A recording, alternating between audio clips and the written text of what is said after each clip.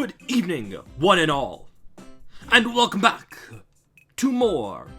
I will beat every Super Mario Maker 2 level ever. I hope you all are having a wonderful evening, and thank you so much for joining me tonight. What is up, what is down, what is all around, baby? How is it hanging? Nitro, thank you so much for joining us tonight. So what's going on? I hope you have a wonderful evening. What's happening with you? Thank you so much for your level submission. We will be absolutely playing it. You're the first in the queue, so you'll do it. You will be first. God, I don't check my achievements basically at all. So many of my world records are just gone. It's fine. I will cope. It's fine. It's fine. If you get a world record in a Mario Maker level, does that make you a speedrunner technically? The answer is yes, isn't it? Technically. Technically. You know what? I want to quickly take a look now because I'm curious. No, those are first plays. That this is what I have the times in. Freddy Night. Oh my god, Freddy Night. I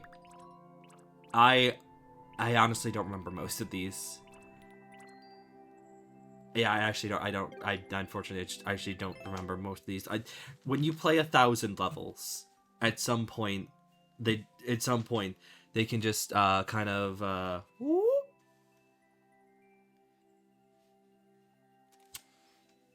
hold on here. Oh, maybe. Oh, please don't tell me the site is broken. I'm taking a look at the viewerlevels.com site for the queue. I usually always do that, so then it's just easy for me to pull up the level. Unfortunately, it's still kind of stuck on last week's queue, which I don't know what to do about, but it's fine. Dracoff, how you doing tonight? I hope you're a wonderful evening. Thanks so much for joining us. What's happening? I wish there was some sort of punishment for throwing in online terror raids in Pokemon. I finally found a Driftwing raid and someone picked Sprigatito. Yeah, I understand that.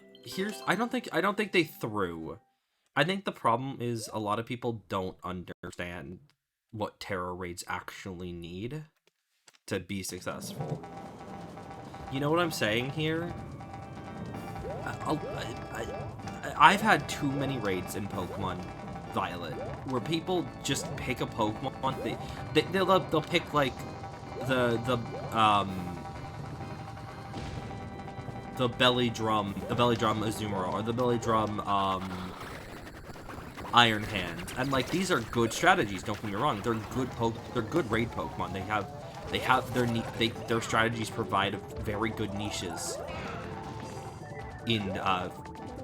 Yeah, they are very good niche Pokemon for raids. I get that. It's just they don't understand that effectively when you plan for a raid, you have to choose Pokemon that is not only good against the typing that it is as a Terra Pokemon, you also have to choose a good type. You have to choose a Pokemon with good typing against the Pokemon's normal typings. Because like, otherwise you're just dooming yourself. If you're weak to the Pokemon's original typing, you're just done. This would be so much easier if terror raids and surprise battles surprise trades weren't the only ways to get other versions mons. Yeah, I get that. I mean, technically you can get other version mons.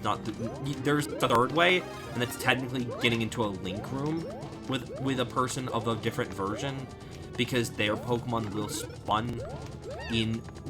Your Pokemon will spawn in for them, and their Pokemon will spawn in for you. That's actually how I now have all of the past Paradox Pokemon under my OT, because I did a link room with someone in Area 0 for the Paradox Pokemon.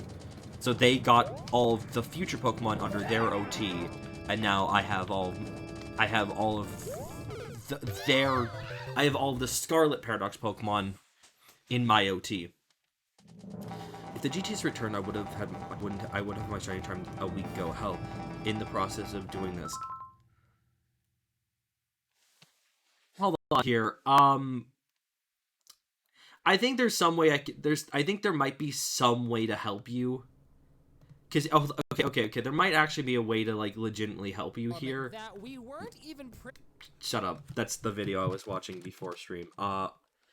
There is an Austin John Plays video in which he, like he did for Sword and Shield, he basically set up trade rooms for link trades that will trade you specific Pokemon.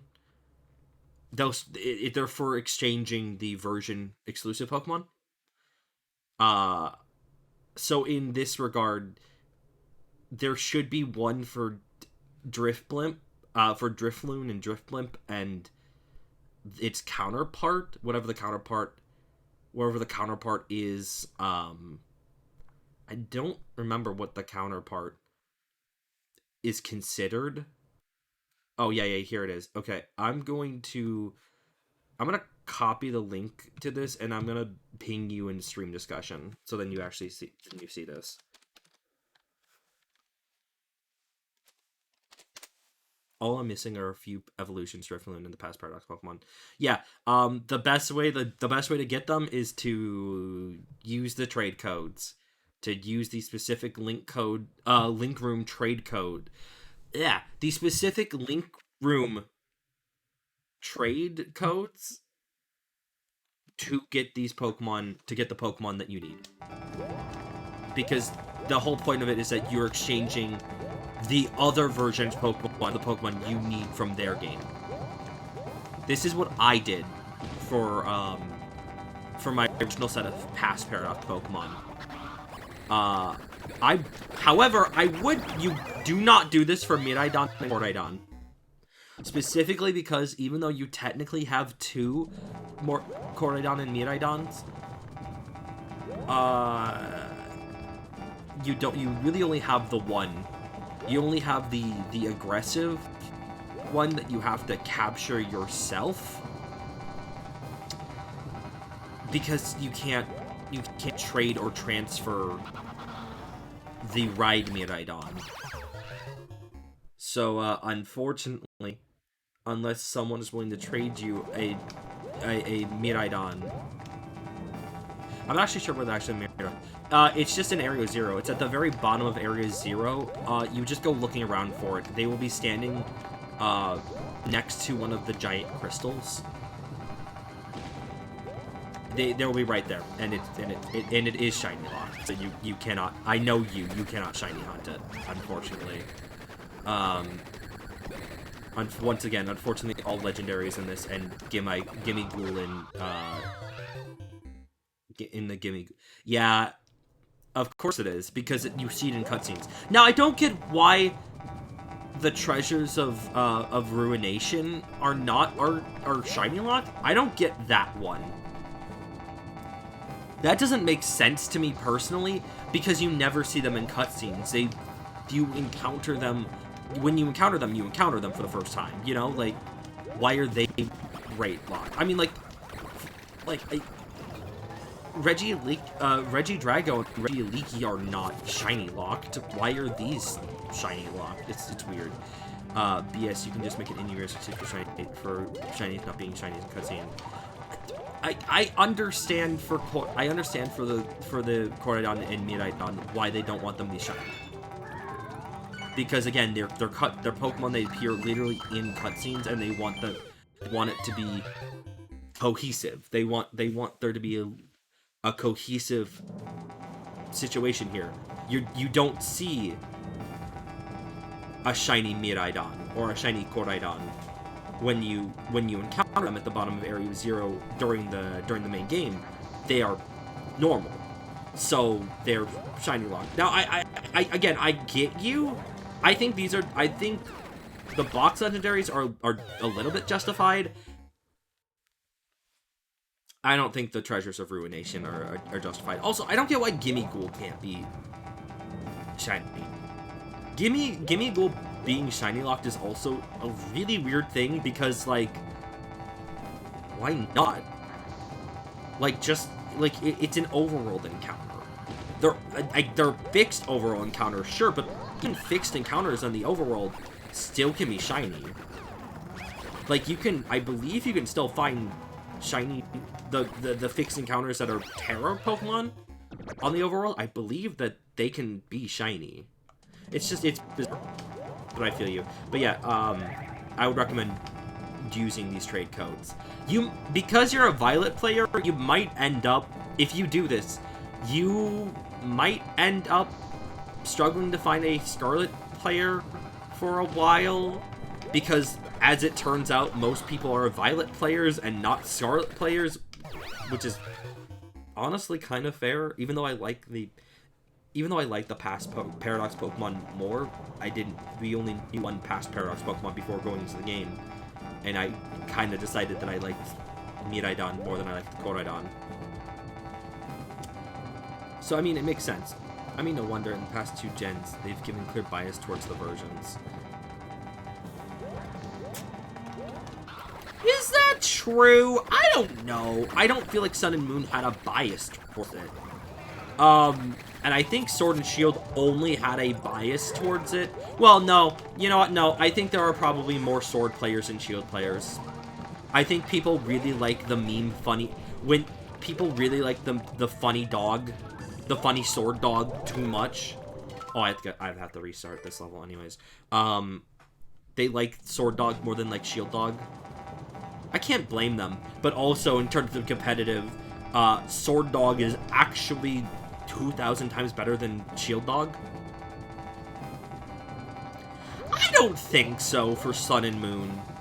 I like both Solago and Lunala very much. They're both very well designed Pokemon. I love Sun Lion and I love Moonbat. They're both I think they're both very well designed.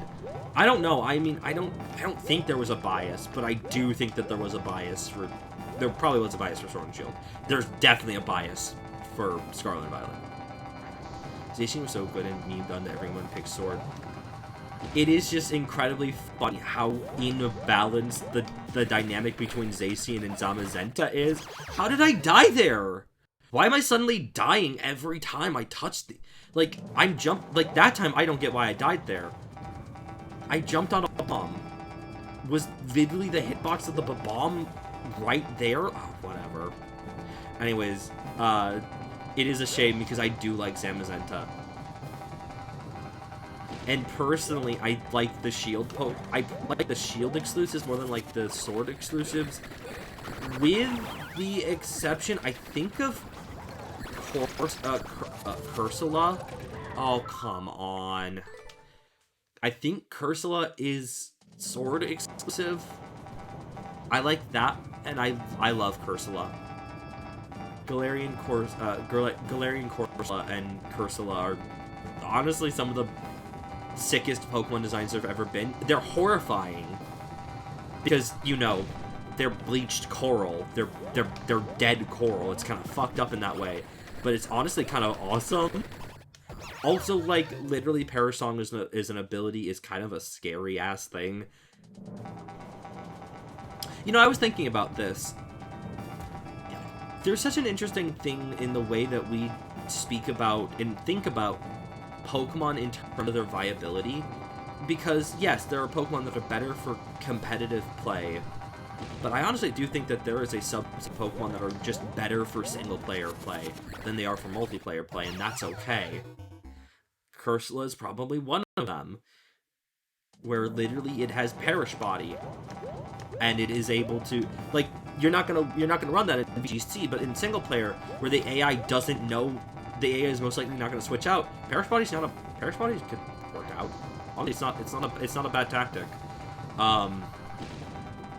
Like, I do think Pokemon have their niches, especially because, like, no, fucking Azumarill and Iron Hands right now are the two biggest raid Pokemon, and, like, I've used Huge Power, Play Rough, Belly Drum Azumarill before. I've used that in competitive before, but, like, it's, like, it definitely has a much more interesting niche in raids.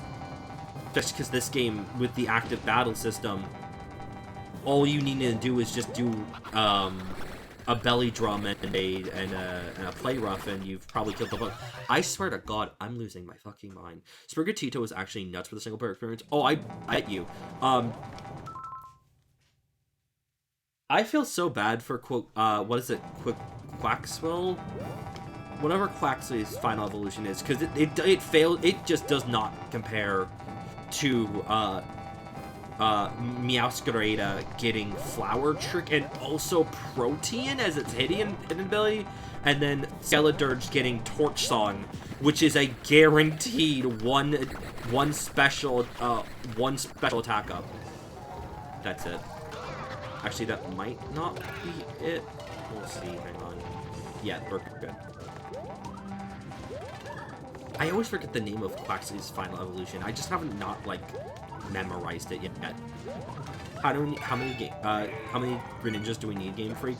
Counterpoint. There's now a Grass Greninja, a Fire Greninja, and a Water Greninja. To be fair, though, Libero and Protean were actually nerfed in this generation, because now the type changing only happens for the first move you use in a battle, instead of a chain every time. Because let me tell you, I did once run Protean Greninja in Gen 9 VGC. That was broken. It is impossible to predict.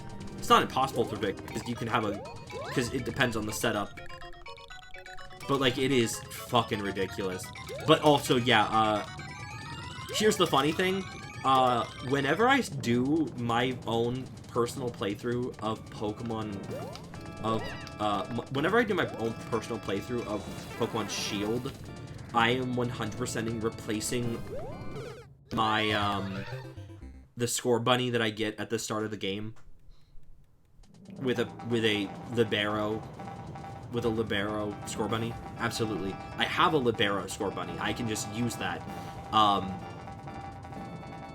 think it just sounds like a lot more fun to fuck around with.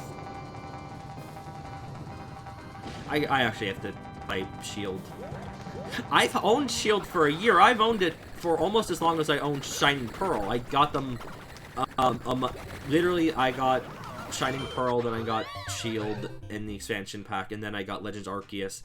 I played Shining Pearl, and I got the National X, and then I played Legends Arceus 100%, and then I didn't touch Shield, and now I've played Scarlet. I don't know. I will, honestly speaking here, I probably will play Pokemon Shield on stream sometime in the near future, and I have an idea for it. It's just, it might be a little bit, it's not complicated. It's just like there is some quirks to it that I have to work with. But I kind of want to at least do one series of the idea that I have for Pokemon.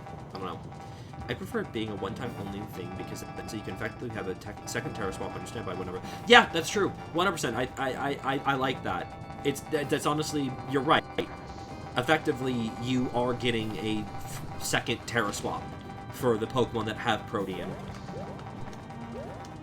Oh fuck! I forgot. I can't wait for Kecleon to return to the series, so then we have a normal type Greninja. I feel bad for Kecleon. I love Kecleon. Kecleon is not good. It gets one of the best abilities in the series, and it still can't make good use of it. Truly unfortunate, honestly. You fucking bitch. You really did just jump over the whole spike. Well, good thing you're going to die. Hopefully, I swear to God. Oh, okay, fine. I will say this. If I had known Meowscarada was the final evolution of Sprigatito, if I knew it was the final evolution of Sprigatito, I would have chosen Meowscarada. I think without a doubt, I think it's my favorite starter evolution of this generation. I like Skeledirge because it's actually not like, they didn't make they didn't make it humanoid. They actually decided, yeah, we're gonna fucking make this like a legit crocodile. This thing looks kind of terrifying, actually. And then quick clap. Yeah, hold.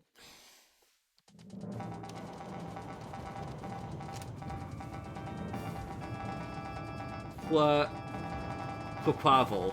That's how you pronounce it. Quaquavel. Okay. And Quaquavel is maybe one of the most... It's not that I don't like it, but I definitely think it is uncomfortable to kind of look at sometimes. I don't know. Yo, Flame, how you doing tonight? I hope you're having a wonderful evening. Thanks so much for joining us. What's happening? What's going on? Welcome to the new year, in fact. Do you have a New Year's resolution? Do you have a New Year's revolution? Are you going to set the world ablaze? Because I think we should. I need someone to clear my level. Oh yeah, I could absolutely give it a try. 100%. Yeah, go right ahead if you want to add it to the queue. By all means, it is tough. I mean, I'll give it a fair shake. I'll give it a fair shake. I will give it the 25 minutes like I give every other level. So, you know, like that's how it is. That is it is, but I'll give it a fair shake. That's not oh, yeah, you need to do it just one more time. I actually like the starter designs. I mean... Oh, well, that sucks. That's annoying, honestly.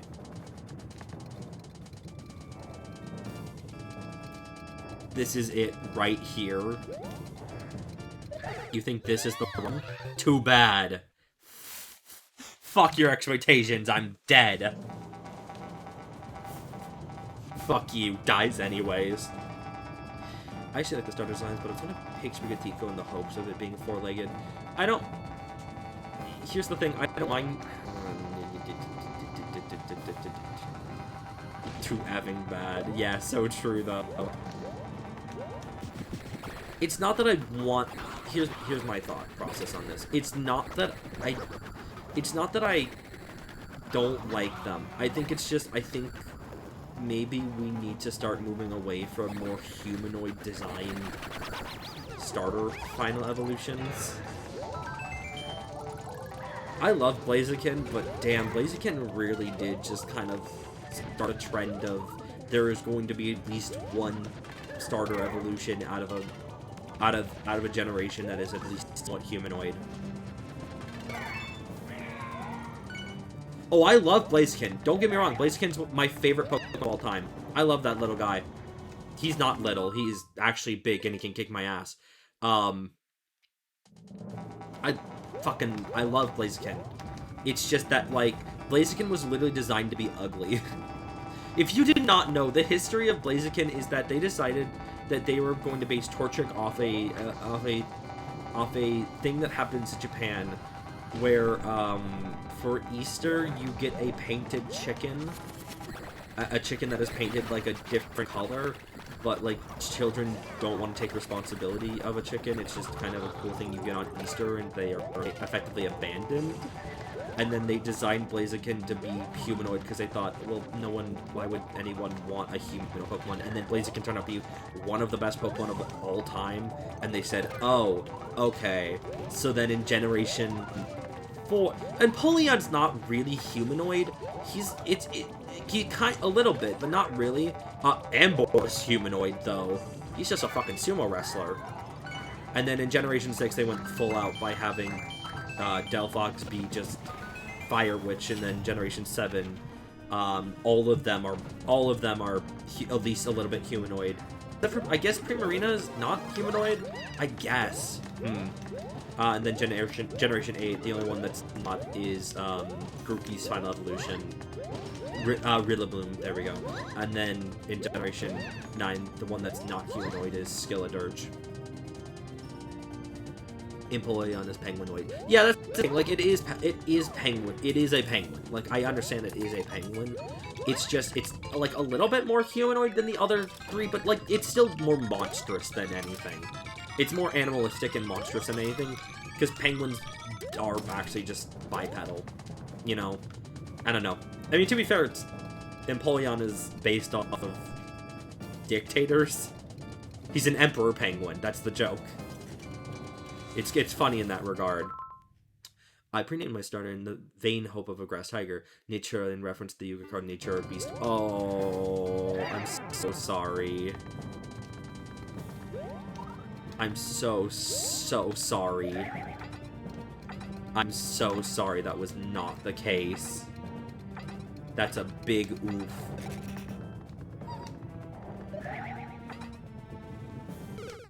Fuck! Well, that's the farthest I've ever gotten, but like, god damn it. The more you fail, the more you learn, the more you get closer and closer to beating level. That's true. I literally just made it as far as I've ever gotten. That's why I say that, like, it's okay if I don't. That's why I keep saying, like, there's a chance that I will not beat the level people submit that night, because, like, sometimes levels just need time and the patience to, like, sit down and keep doing over and over again. Ground pound cancel stall, good.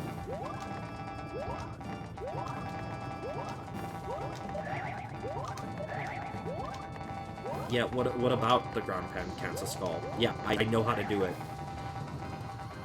I don't know how to shell jump. Shell jumping is something that I am so bad at, and I don't know that I will ever learn. I mean, I guess I technically have to if I am going to beat every Super Mario 2 level ever, which I will do, but I hate shell dumping, honestly. I don't count upon since penguins are going to be on 2 talons. Yeah. Generation 6 with the start probably go, okay, this is starting to be a problem, so we had both Braziken and Greninja. Greninja's not humanoid, it's still frog-like, it's just, it's more frog... It's still more frog-like than humanoid-like, but I kind of get what you're saying. Fuck me. At this point, you're attempting this level for so long that a spike could be placed in this level and re-uploaded to fix the soft lock. Oof. Well, bad news. I had an idea for a shell jump that I want to do for the second. Oh, God. Awesome. Awesome. Yippee! Christ. Okay, but like all the Greninja's attack move once he winds up standing up straight. That's, I guess, but like,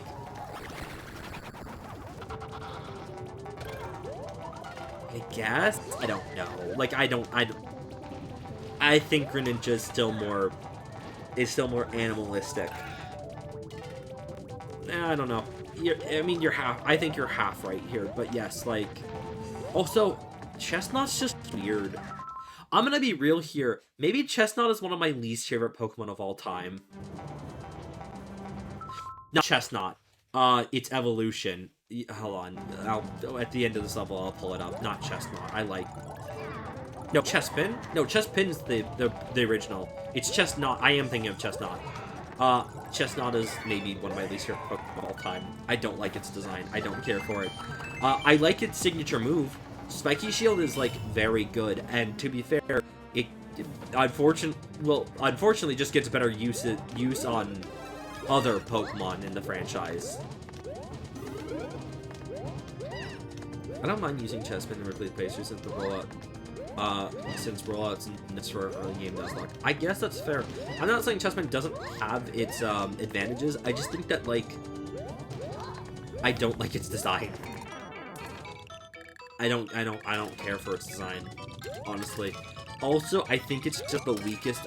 It might be the weakest starter evolution in the series because it's just not a great.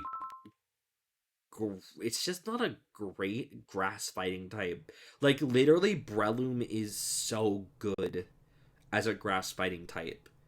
As someone who used a Breloom in his Scarlet playthrough, Breloom fucks very hard. Unfortunately speaking here, I don't think that Chestnut just doesn't do it. Unfortunately. I don't know. Also, part of the problem, also 100% part of the problem is just unfortunately that part of the problem. Hold on, let me say this. Nature, thank you for your mission. I really appreciate it. I will fucking beat Castle Gizmo one day. I swear to God. I swear to God. I swear to God. I want to make it to the checkpoint so badly. I want to make it to the first checkpoint of that level so fucking badly. I know I can do it. I know I can do it. I just have to get there. Oh, right. Right. No, I remember this now. Yeah, we were doing this. Yeah, we were trying this level before. Yes, I remember this now. Yeah. I got hard stuck on one point because it was just a lot.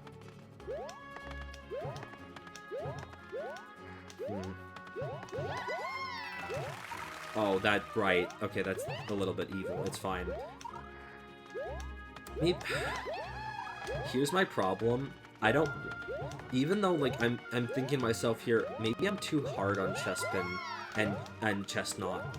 My thing is that I don't want to ever play Pokemon X and Y again. Because... I guess... Oh my god, when was it?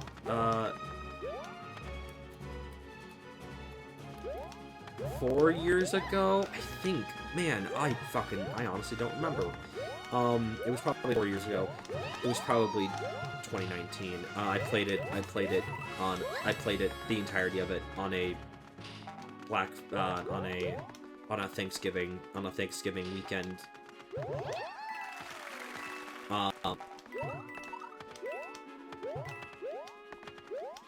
Right, yeah, I replayed Pokemon X. Just one...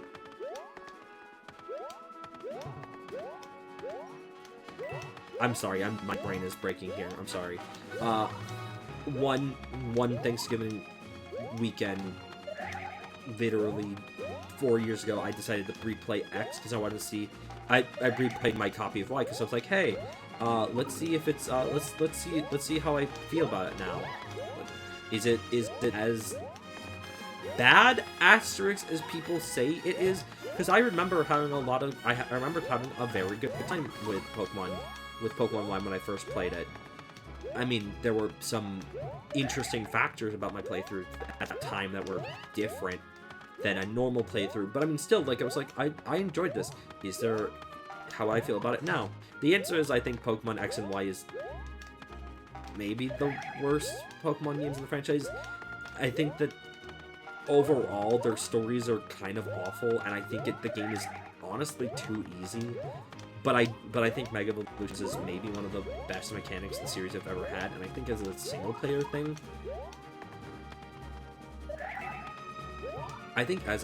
mechanic, it's very fun to make a team of, like, Pokemon that you can use, especially because it was my second playthrough, I was able to trade all of my Mega Stones from Omega Ruby and Apples, from my Omega Ruby copy, to then use then. So I was able to use Charizard X and Y whenever I wanted, and I was also able to use Heracrossite as well. It was a kind of a cool experience, but I don't know that I want to sit down and play Pokemon X and Y again. So that kind of leaves Chespin in a dead spot where it's like, when would I ever use Chespin again? The only time I can think of is if I do a randomizer and Chespin ends up as a Pokemon at the start of the game. That's really it.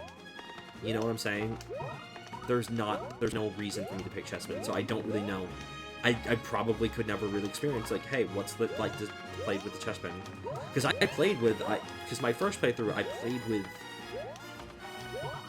with a Fennekin, and then on my second playthrough, I played with a Froakie. So I don't know. Maybe if there's like, is there like, what mods exist for the X and Y scene?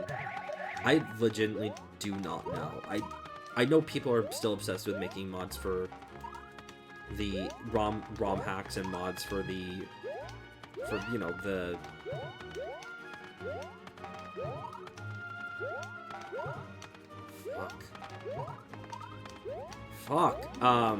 for the older games, including, you know, Diamond and Pearl, Black and White, etc., etc.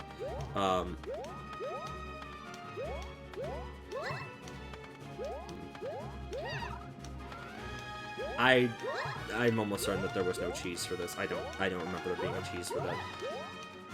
God damn it. I find Generation 1 the worst, but it's still extremely biased because that one I still can't beat.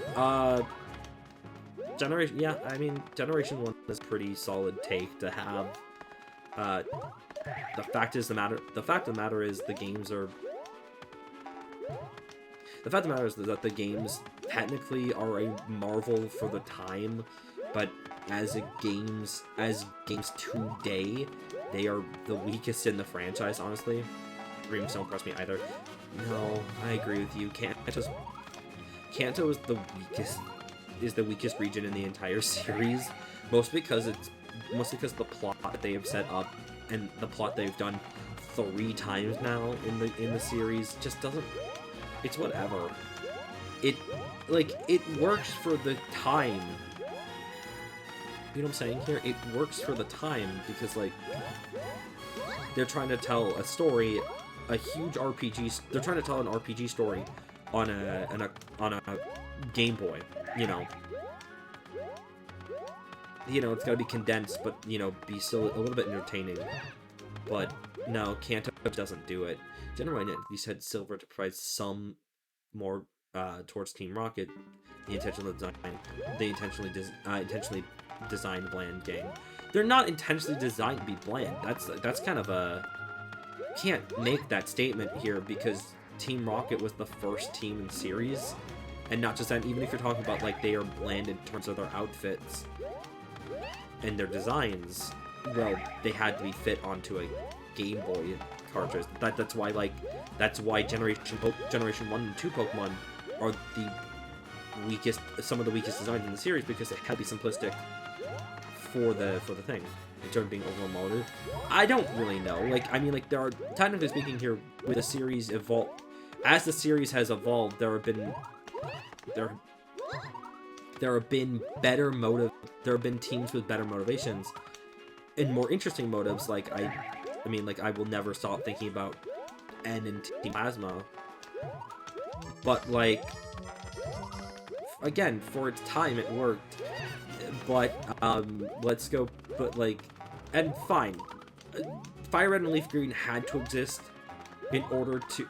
Fire Red and Leaf Green technically didn't have to exist, but as it stood, there was no way to get Generation 1 Pokemon, 2 Pokemon between the games, because they never made anything to actually connect Generation 1 and 2 games to Generation 3, which is silly because actually, as it turns out, there's been fan attempts and successful fan attempts to actually do that, where you can transfer your Pokemon from Kanto and Johto to a Generation 3 game. It's actually really interesting that done.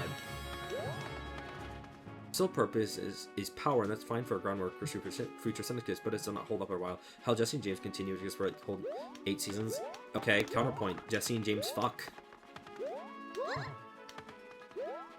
Haven't people managed to create Generation 3 Time Machine? Yeah. Yeah, they have. There have been fan projects that now allow for Generation 1 and 2 Pokemon to be transferred to Generation 3. There is some liberties taken, but it does exist. The method does exist. I'm just gonna restart. The method does exist, which is very fun. I really appreciate that they've taken the time to do that. When Game Freak, I'm sure Game Freak actually did try genuinely. I'm 100% sure Game Freak did actually try to do it a long time ago. But it just didn't manage to do it at the very end of the day, for some reason or other. And like, technically speaking here, you can only do it via emulator. The only way to transfer these Pokemon is to emulate doing it. But technically, we also now live in a world of flashcards that are readily available. And we can just download our saves from things, like it's... To its credit, like, we are in a different world than they were in between the years of 2000 and 2003. So, I don't know, but I mean, like, it is what it is. It's just, it's fun that it exists now. Are you kidding me? Why was it not a triple jump? Brother. Brother, please. But I get it. Like, I do not like Team... I think Team Rocket is just whatever at this point. I also do not like their overall reliance on Team... I just hate Generation 1 nostalgia. This series is so nostalgic for Generation 1. For Generation 1, it's not funny. I think about this a lot. Generations 1 through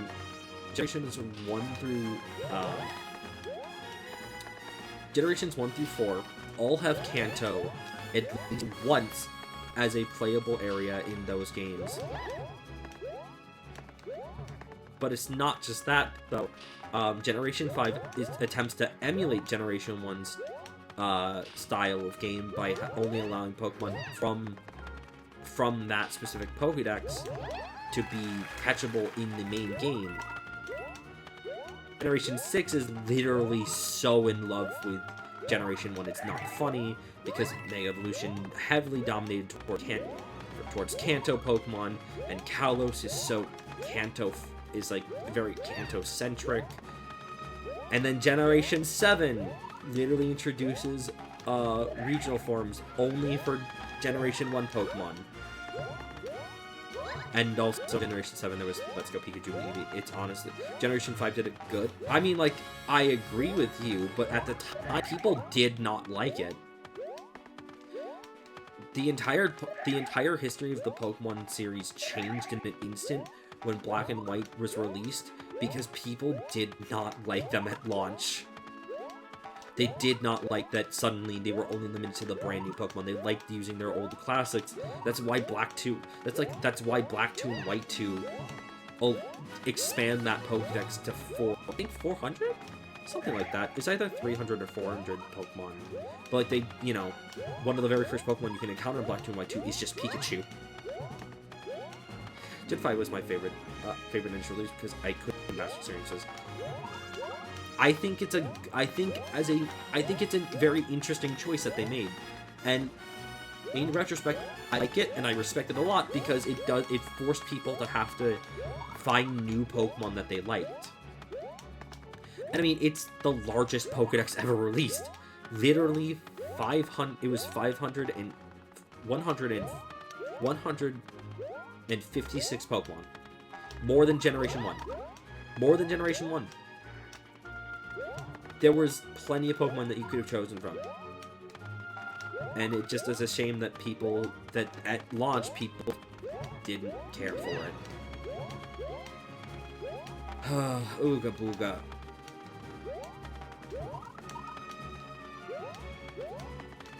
I've done this before. Why can't I do it now?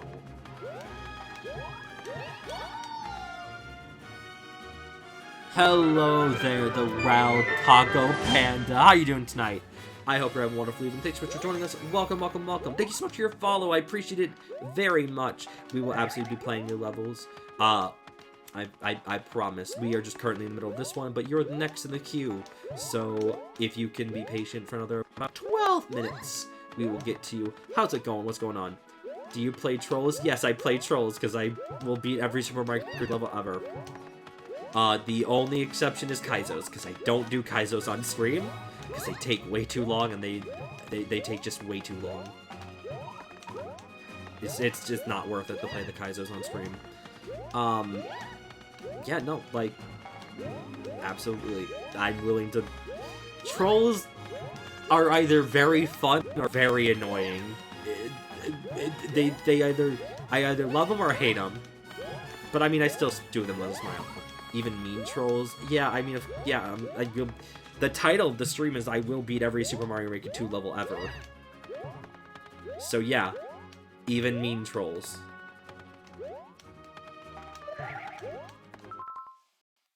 God, hang on here.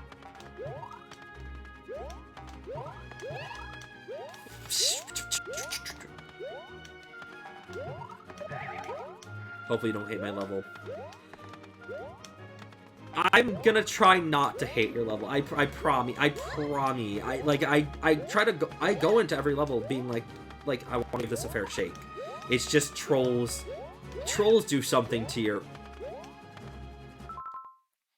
Is this person even in chat? Why does that matter to you? I'm being dead serious here when I say, why does it matter to you?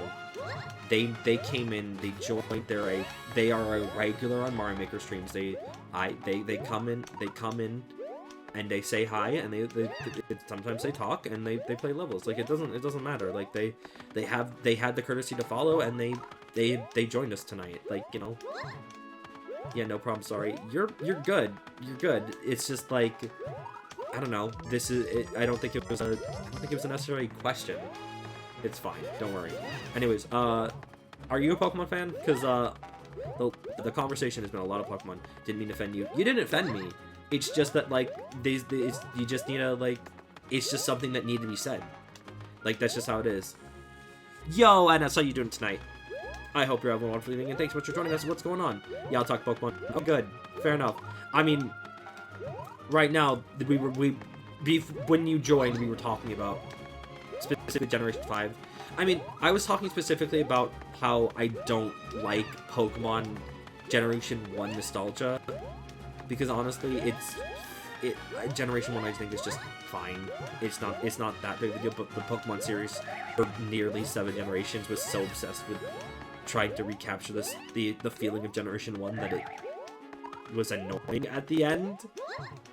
And I'm glad that at least in Generations 8 and 9, they've kind of forgoed trying to be nostalgic pandering to a Pokemon video games. I didn't play the card game. I own Pokemon cards, and I collected them as a kid, and I still have all those cards. I don't play the card game. Frankly, I don't know how to play the card game. I mean, I could probably learn. Like, of course I could learn how to play the card game. Here's my thing about card games at this point in my life. They're not worth it, specifically because they're not worth it to me, because they are a money sink and they're gambling. I do not have a problem with gambling. I should first of all say that. I don't have a problem with gambling. When I say I don't have a problem with gambling, I mean I do not struggle when it comes to gambling myself. If I am doing the gambling, I do not have a problem with stopping. Like, of course, I'll be like, yeah, I won't double that. I mean, I might give it like a few chances, but like, I'm not like out here struggling to pull myself away from gambling. It just happens. Don't gamble, just buy singles. That is a lot harder than you think, because ultimately, the cheapest option is to buy the cards in packs and get lucky. Pokemon, like, card games are rigged. They're rigged in the fact that they actually they suffice the richest players. Only the richest players of the TCG will win, because they will be able to legitimately buy the cards that are the best, the ones that are most valuable, and ones that will actually lead them to victory, leaving everyone else in the dust. That's true for high nipples. Yeah, like every card game is like that, unfortunately. Like, literally, Magic Gatherings like that, Yu-Gi-Oh's like that, Pokemon is especially egregious like that. It's unfortunate. I like to build Jank, and the playgroup allows proxy, so I don't have any issues. See, I think in an official tournament, proxy should be allowed, just period. I think that is absolutely... I didn't mean to do that. I think one of the best things that could be done for any TCG is to allow proxies, period. Just let people print off their cards. I've talked about this before on stream, but I think the best way to have TCGs be the fairest they can be is every card is there is one singular rarity for every unique card. They are all common. They are all possible to get with a pack. They're not uber rare. It is only art. It is only like hollows. It is only hollows or sparkling versions of the card, or alternate arts of the cards that are the rare versions. And those are what people go after, because then, yeah, okay, fine, it's like a collectible, fine. But like as a game, a trading card game is heavily favored towards the rich, and I think that sucks. I don't know, you can buy a good Magic deck for about $20. I mean, I probably could.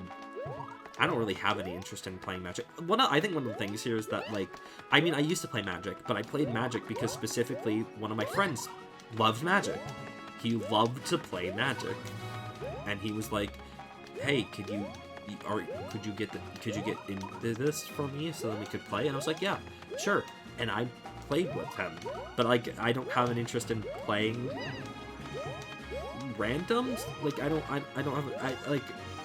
know. And also, like, there's just other things that I want my money to go towards. I don't know. I'm just mad about the dockside extortionist issues. What are those? I don't know what any of that means. Could you elaborate, please? Honestly, yeah, Prince should be fun at tournaments. It's just stupid you have to spend hundreds participating local. Yeah, I agree. 100%. Again, TCGs favor the rich. As they are right now, they favor the rich, and it's really unfair. Let the collectors have the real cards, and let people want to play the game with the ability. Yeah, I completely agree. That's exactly my stance.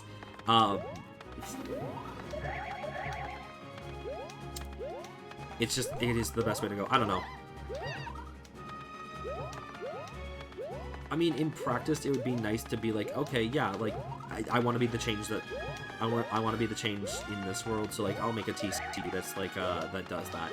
Counterpoint, I don't want to make a TCG. I have no interest in making a TCG. Not really. The market's already extremely saturated as is, so it's not like it would probably go anywhere. I don't know.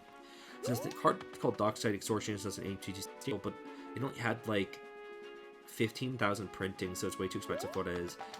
Awesome! It's just like Black Lotus. Because I know Black Lotus is a very highly sought out card, but it's only been printed once? Question mark? I don't even know how many times it's been printed, but like, even still, people. I mean, it was an old. I think it was a secret rare. Like, whatever. It was a rare card in the first edition of Magic the Gathering. And then, you know, people want it because, like, it's powerful. It's isn't Black Lotus like $10,000 more? Yes, it is, but like, it's still a valuable card. And Black Lotus allows you, if I'm correct about this, Black Lotus allows you to draw 3 cards, right? It allows you to draw 3 cards on activation, right? It was the only mythic rare and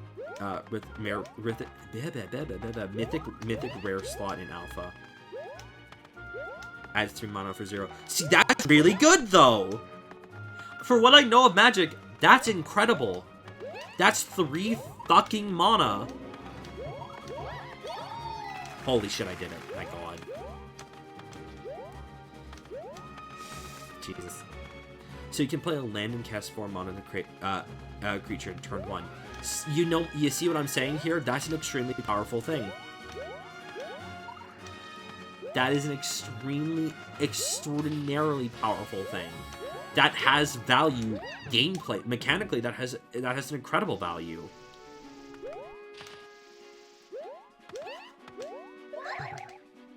I mean, that's a pretty good reason to want a card like that. But the problem is that it's too expensive, so you can't do it. Finally, about the Money Movie RPGs game I had in mind for a while. I was really going to start as a card game. I reworked the story around to more JTRPG story instead of what I originally had. The terraforming scythe weapon I had in mind was originally the protagonist tool for the card game. Oh, interesting. That's cool. Yeah, that's actually really cool. It's banned in every format. Ah, okay. Fair enough. Yeah, fair enough, it is a stupid good card. But, I mean, I don't know. still, my point still stands. And, like, that is unfortunate that, I don't remember what the card you brought up was called, and I'm very sorry about that. But that, like, that card is a prime example of what I'm talking about here. It's like Pot of Greed in Yu-Gi-Oh! Yeah, that's true, but Pot of Greed is actually legal. Pot of Greed is actually, has been unbanned. I'm pretty sure about that. I'm pretty sure Pot of Greed has been unbanned.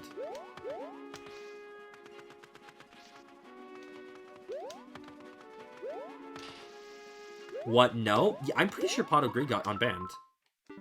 We're about to run out of time on this level for tonight. But I you know, after that, I will go check.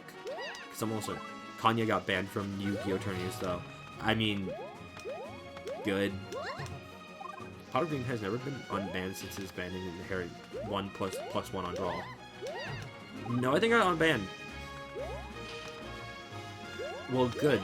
I think he should be permanently banned. Oh, are you fucking kidding me? That's so funny. Awesome.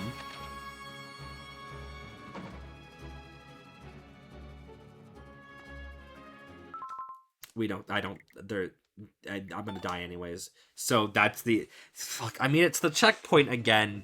But damn, I don't know what the fuck was going on with that triple jump that you need to spin jump in between all of them. I did that once, and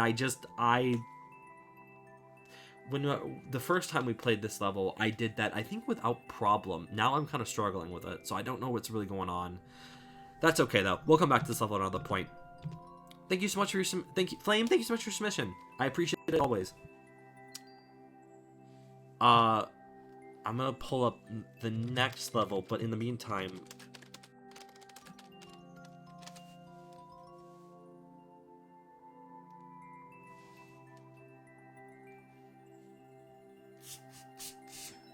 I think it got...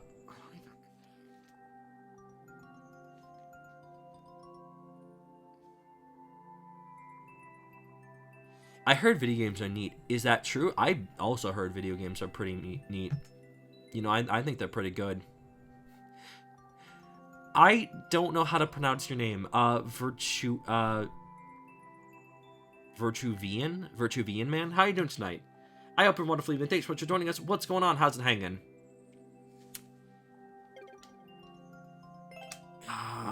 Maybe I did... Maybe Pot of Greed actually didn't get unbanned. I totally thought I read somewhere that Pot of Greed got unbanned, but, like, I guess not. I don't know, like, I went to go... I did a cursory Google search, and I'm not seeing anything about it, so, I don't know. Maybe I'm crazy. Go crazy. Go stupid. Pot of Greed was put on the ban list halfway through GX at some point because it was unhealthy for any generation game. I disagree. Sus? Like, Among Us? Hey, top level, please? Okay. Sure. A Tale of Spice Soft Fox. Sure, we can do that. To be fair, you give me your maker code, so I just kind of was looking at the levels and was like, okay, which one I should pick one. Fair enough. It was an inherent +1 activation and thinned out your deck, especially with 39 deck cards instead of card deck. I guess. I don't know, like, in my opinion, I think it should be limited. But it was, oh, I didn't mean to do that. It was random whether or not you drew it, so it'd give any unfair advantage to whoever drew it. It's not unfair? I mean, I think if everyone has Pot of Greed, and you had to run Pot of Greed, or you wouldn't have a chance at better starting hands and increased profitability.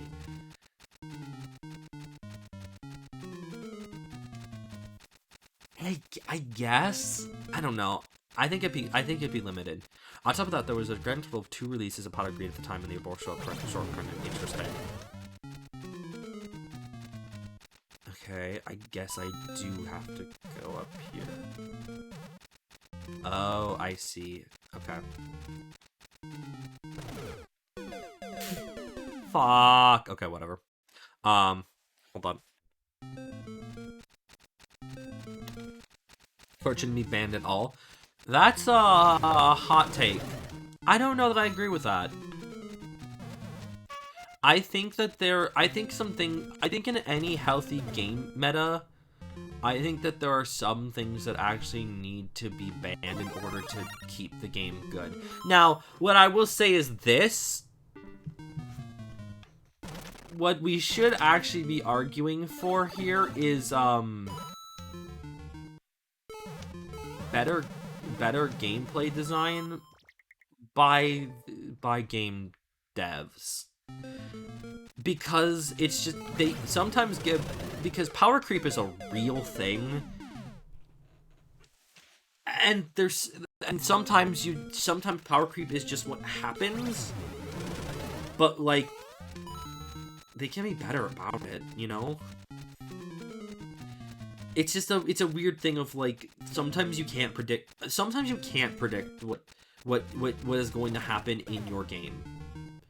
When you design something, sometimes you... Oh, oh, wait, no, that worked. Oh, okay. Huh, I definitely thought it was gonna be locked down there. Interesting. Yeah, it's to make sure that, like, the game is healthy. In that regard, I don't know, like, sometimes it just has to happen. Oh, okay. This does bring up to me each question of topic into the stream. To what extent should you keep a card game live before pulling the plug to prevent power creep? What do you mean pulling the plug? Do you mean like a complete stopping the game entirely?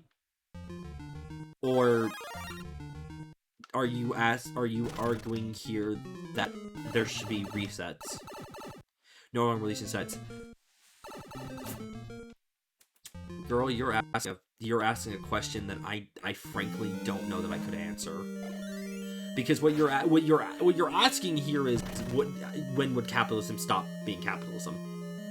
In a utopian world where game design was allowed to be like not as it is, quite frankly,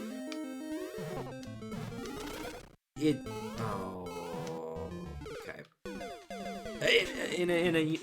a utopian world where capitalism doesn't exist and you know, games are allowed to just be pieces of art that happen once and then are done with, if so chosen, like, sure, then like that could be done, but like, we don't live in that world.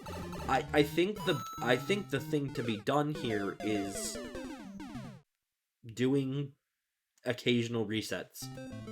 I think Yu-Gi-Oh! Needs a complete reset, to be quite frank. Yu-Gi-Oh! Is an unmanageable mess of a game, because they've never, ever once made a reset. Every card is legal. Every card is legal, and the power creep there is insane. Yu-Gi-Oh! Is a perfect card game.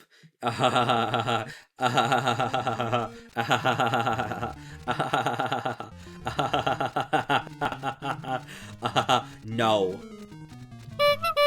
That's a clown argument. I know you're probably joking. I know you're probably being /J and not serious. But like, for real, Yu-Gi-Oh! Is not a healthy game. It's not a perfect card game. It is very fucked. You have to keep printing, otherwise the game dies. No. I disagree. I think fundamentally I disagree with the idea that a card game has to continuously have expansions and new cards every so often in order for it to survive. True, things might get stale, but honestly speaking here, video games that have been long shut down have continued to last for, you know, years and years and years without, like, with just the will of the players who want to play it. You know, like, you can develop new strategies, even with old cards, and find new things, and, like, I don't know, I think a card game could exist without necessarily anything new coming from it. You're serious? I disagree with you. Very, very fundamentally. I don't think... I... It is just... I think the game is in a state of kind of devastation. Oh. Huh? Okay, well, I'm locked. I'll try that again. No, I just disagree. Yu-Gi-Oh! Yu-Gi-Oh! Has become a card game about trying to kill your opponent the very first turn. If you lose the coin flip, you might as well concede. Because at this point, Yu-Gi-Oh! Is all about trying to do a first turn victory instead of actively having a turn-based card game in which opponents, you know, actually fight each other. Magic is in the recent, but doesn't have a crappy meta like Pokemon. Well, yeah. Oh, awesome. Oh, he actually... Okay, he got locked in there. Fascinating. No, I think Magic has resets. Not every card has ever been... Not every card printed ever is legal, still. I know that for a fact. And that's a good thing.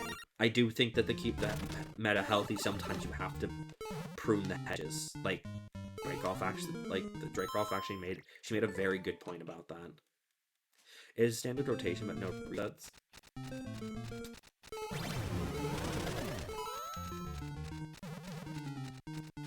Okay. I will personally probably have to look into that. Some formats have no rotations. I see. I don't know. I do actually think that Pokemon has the right idea about you need to rotate out what you need to let some die and let the next set come in. And one format has no ban list. I mean, like, yeah, fair enough. I'm almost certain that, like, there's a format like that in Pokemon TCG, where where one set has no ban list. One example for Yu-Gi-Oh! Should have ended Zexal. As much as I like the first season of Arc V Zexal, much like the first season of Arc V, Zexal is the best startup for gameplay. What was the gimmick for Zexal? Is that the things where you have a card left and right of a character, and it does have the XYZs. Oh yeah. Okay. I guess that yeah, fair enough. What's with the cards that have left arrows and right arrows to them?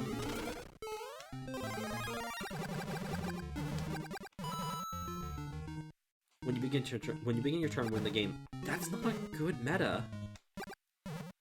That is, quite frankly, that's a bad game at that point. Oh god,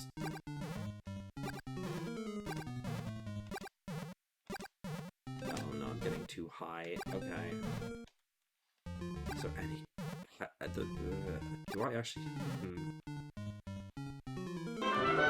I'm actually not sure what I have to do with that. Hello there, LT Gremtorm. Please tell me if I've pronounced that wrong. Like, for real, please tell me if I've said that wrong, because, like, I sometimes you just don't know how to pronounce usernames. Oh wait, is that El Tigre? Oh, that is El Tigre. Okay. Okay. I'm a similar level to try to get a silver member since I'm 30 points away. Sounds great. Yeah, I'd love to play your level. Absolutely, go right ahead. If you know,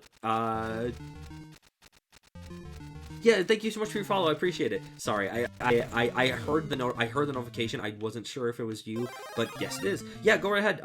Do the canon one more time, and you've done it. Perfect. We'll absolutely get to your level. I promise. Arc V had the left and right scales to be used for mass special summoning once per turn, and V raids had link monsters, it'd be the single worst gimmick in the series. By letting you not only summon one extra deck monster, and then you would have to summon off link monster arrows.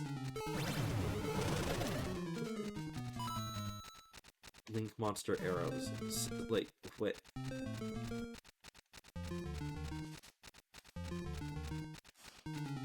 I feel like my brain's not understanding this. Spell speed 2. What do you mean by spell speed 2? Yo! Whoa, gamer guy, how you doing today? I hope you're having a wonderful evening. Thanks for joining us. What's going on? Whoa, gamer. Is this a perfect blend of extra deck summons and player strategy? I'll take your word for it. Because I haven't played the game since Synchro Summons. Which was, you know, literally a decade and a half ago. All the dudes are here. No way. Crazy. Where the game had extra summon combos, but you couldn't TKO easily. Fair enough.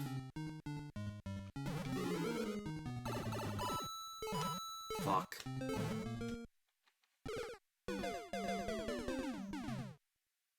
Okay, I see. I think I see now. 27 maker points away. Fuck yeah! You're getting so close. El Tigre, you will do it. You will get it.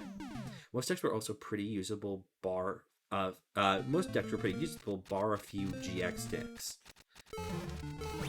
Fair enough. Are heroes still usable as a deck?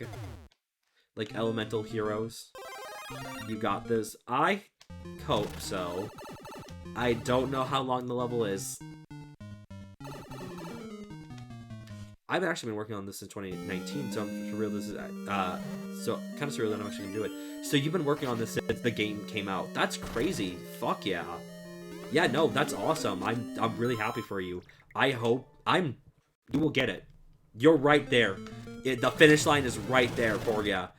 You've got this. I'm really happy for you. That's awesome. Not all about the goal. Yeah, I figured you meant by the goal. But fair enough. Here's were kind of usable in Zexal. Fusions were weaker of the three in terms of summoning conditions, but allowed some of the strongest summons. Fair enough. You know what? What do I know? Tell me, what do I know? Mob Nimulus sucked for standard? I'm afraid I don't understand.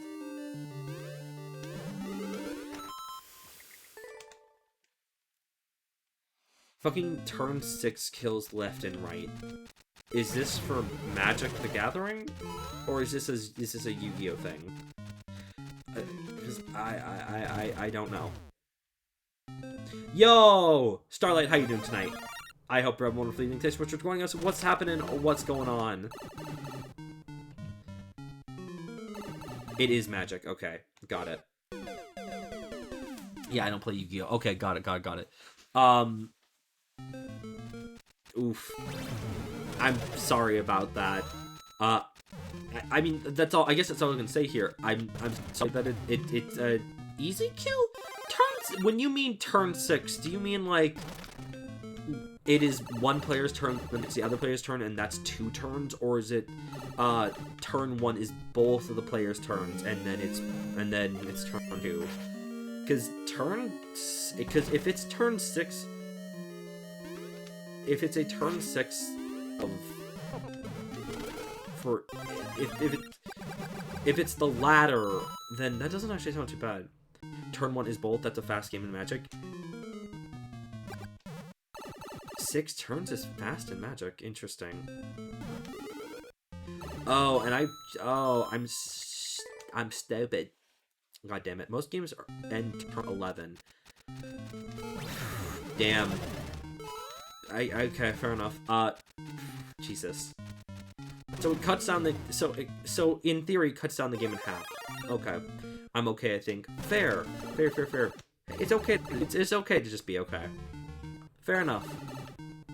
Gotta go. Okay, well, thank you so much for joining us. You have a great evening, take care, and we'll see you next time. Bye-bye!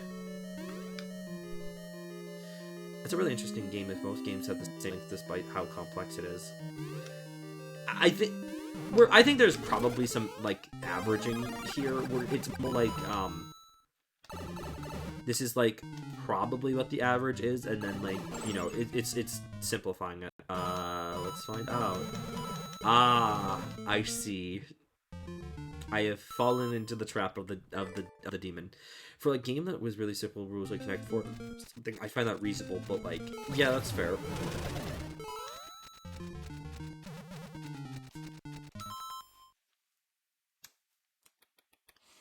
Is the shortest game of Connect 4 7 turn? No, it has to be 8 turns. It has to be exact. No.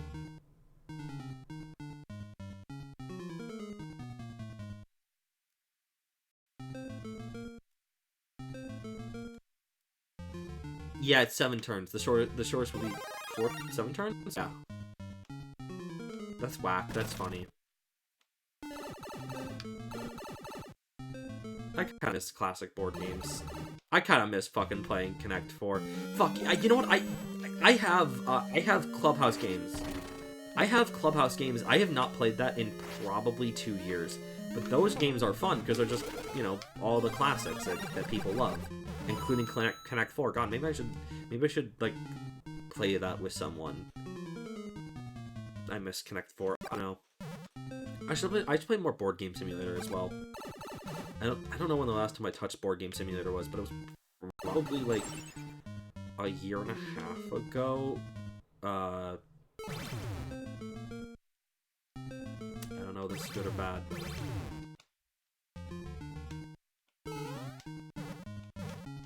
Let me guess. Oh, I'm just too short. Fuck me. Okay. God damn it. 2 leaderboard spots away. Let's fucking go! Let's go! You're so close. But you can win by turn 5 by placing 2 on your first turn while your opponent isn't looking. Hey, I think that's what the kids call, Chaitang. Chaitang. I don't know why I'm British now. Confirm is also really interesting because the parent consider it solved. I'm sure what that means, but I think it's something like a computer will always pick the best move 100% of the time. Interesting. I mean, like, that's fair. It's a game that is... It's an incredibly simply played game. Because technically speaking here, the complexity of it is you are either red or you're blue. You have to, you know, you basically need to outwit your player. You know, like, you need to outwit the player, your other player, because there's only a certain amount of options you can do. Or me, because I have mental algorithms. If I go second, I can't lose. You got the... Yeah, yeah, okay, sure, I believe that, but hey. That's just a theory. A game theory. All I'm imagining here is just, you with, like, the Sherlock moment of just the numbers floating around his head as he's trying to solve a puzzle. Just use psychology to trick your opponents. I see. You're spitting out some very fair wisdom here. You just gotta psych out your opponent. Never let him see what you're doing. Of course, chess has more pieces and that Connect 4, so it's more complex. Yeah, exactly. But to be fair, you can know every single, like, every single chess move is known. You know what I'm saying here? Like, if you base, again, that is effectively a game of psychology here. 14 maker points. Yes! So close. I keep losing to my Russian friend. I'm sorry. Is your Russian friend deep blue? Are you losing to deep blue? That's a joke. That might be actually too obscure of a joke, actually. God. I like chess is fun, but also, like, I don't know. There's something about chess that's just kind of...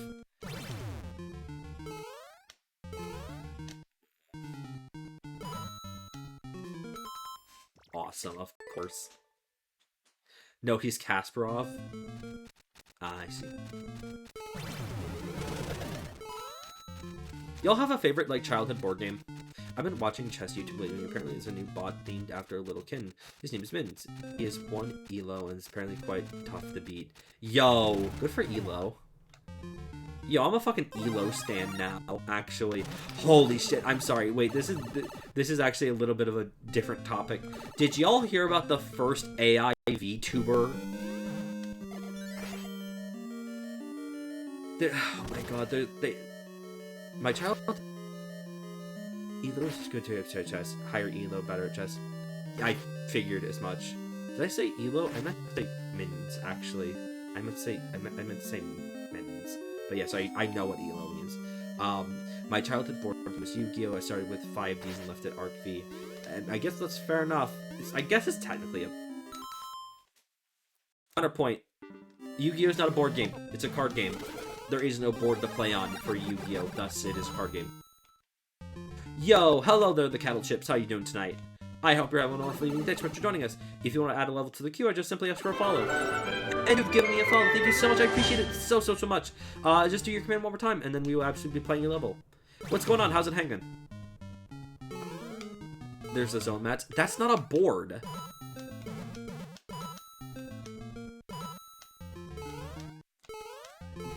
Nice. Awesome. That's not a... Those aren't boards. Oh.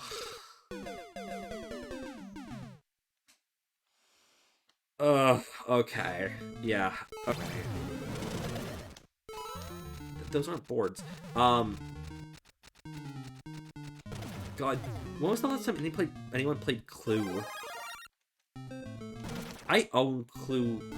There's a video game version of Clue that I've actually never played, but I've always wanted to. You know what? You know what just sucks? Honestly, like I think if a board game or a card game becomes digital, only one person should have to pay for it, and then everyone then you give like people like 4 free licenses. Okay, so I had this game. I'm trying to remember what it was called. It was like what was the theming of it? Like what was like the mechanics? Though I do want to get a physical Monopoly since it's playing Mario Party Physical Edition. Monopoly. I mean, that's just Fortune Street. Holy shit, I should play Fortune Street. Holy shit, I should play Fortune Street. Fortune Street fucks, actually. I've completely forgot about Fortune Street. Okay, yeah, that's the troll. Awesome.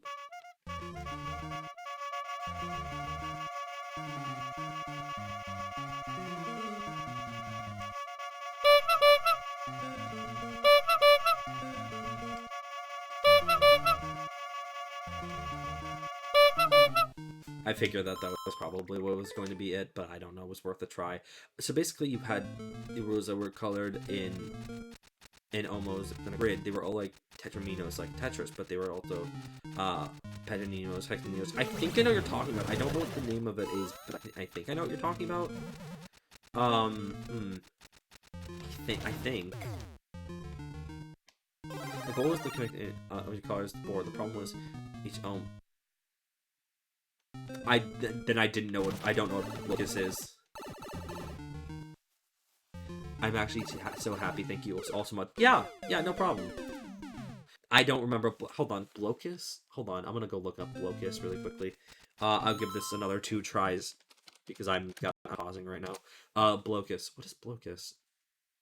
I've actually seen this game then. I don't think have I actually played this? I don't think I've actually played this before. This actually looks kind of cool. Yeah, hang on, I'm bringing up the board on screen. Yeah, this is actually kind of cool. I bought that last week as a Christmas gift. Oh, fuck, hell yeah.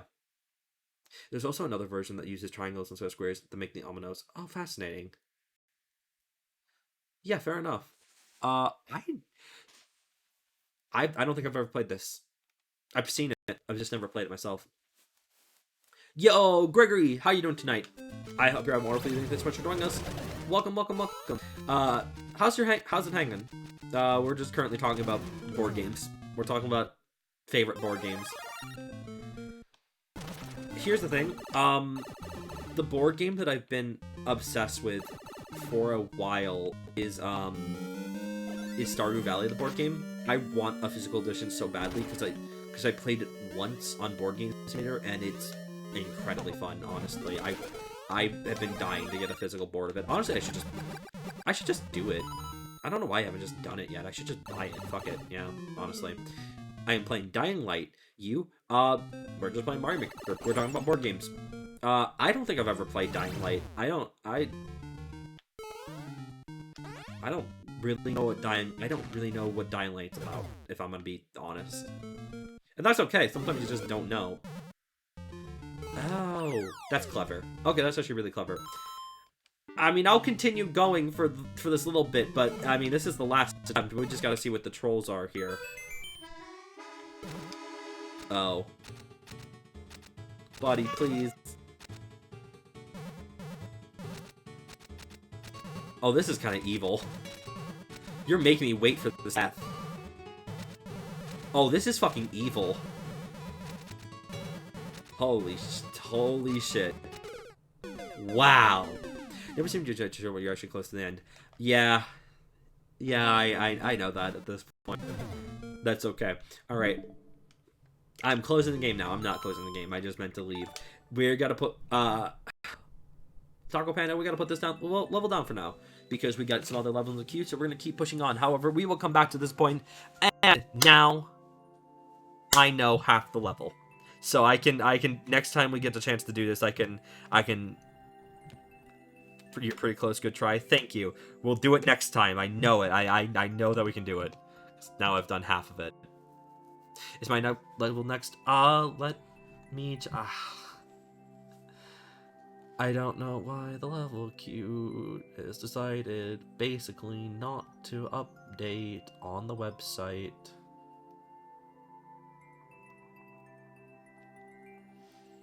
I don't know why it hasn't updated. We'll check it. Then I'll see you tomorrow. We do Mario Maker every week. I don't do Mario Maker every stream. I do Mario Maker every week. But if you want to join us tomorrow for our next stream, then absolutely, that's totally cool. Yeah, fair enough. Oh, actually, no. No, LT Great. The next level in the queue is actually, by NS. So okay, sounds good. Again, I can't see right now for some reason the website's broken, so I actually cannot see what the placement of everyone is, but like we will get to your level, I promise. SG. Good luck, have fun. Thank you. What did I miss? What did I fuck up? It's a 5, not an S. Of course, actually. LOL Mal. Intermediate speed run 500 seconds. A minor step up and different from other beginning 5-second speed runs. Oh, okay, interesting. Looking at it now, it says, after this, I'm next. Okay, cool, awesome. I'm glad to hear. I don't know why it doesn't show up for me, the streamer, but I guess we'll just work with it. It's fine. Anyways, did anyone here know how to play Mousetrap? Oh, it's upside down. Okay. Did anyone here actually know how to play Mousetrap? Because I fundamentally think no one knows how to play Mousetrap. It was kind of just fun to make a. It was kind of just fun to create things in Mousetrap. Actually, no, I ain't a fucking scientist. You don't have to be a rocket scientist to understand. You don't have to be a rocket scientist to understand how to.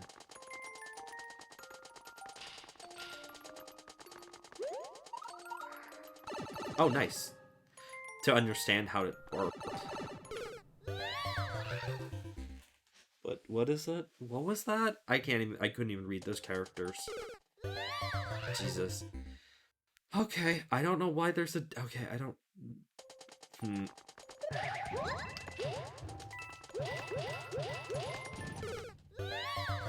How do I make that... I'm not in... I can't long jump in this mode. Oh, I'm gonna...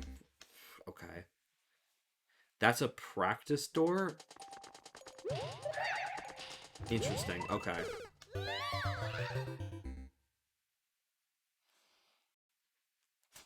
So I am curious now.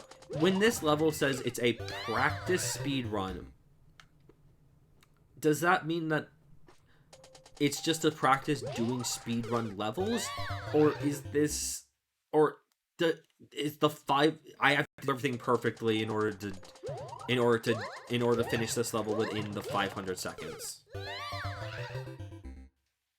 Also, I love that the P blocks are just B blocks. B blocks. B blocks. Oh god. I remember when the funniest meme ever was just putting the emoji B in it. What, this isn't a practice level. Oh, I thought it was. I thought in the description. Hold on, I can delete the course. I thought this was a practice. Where did I even get that from? Okay, I don't know then. Fair enough. I don't know then.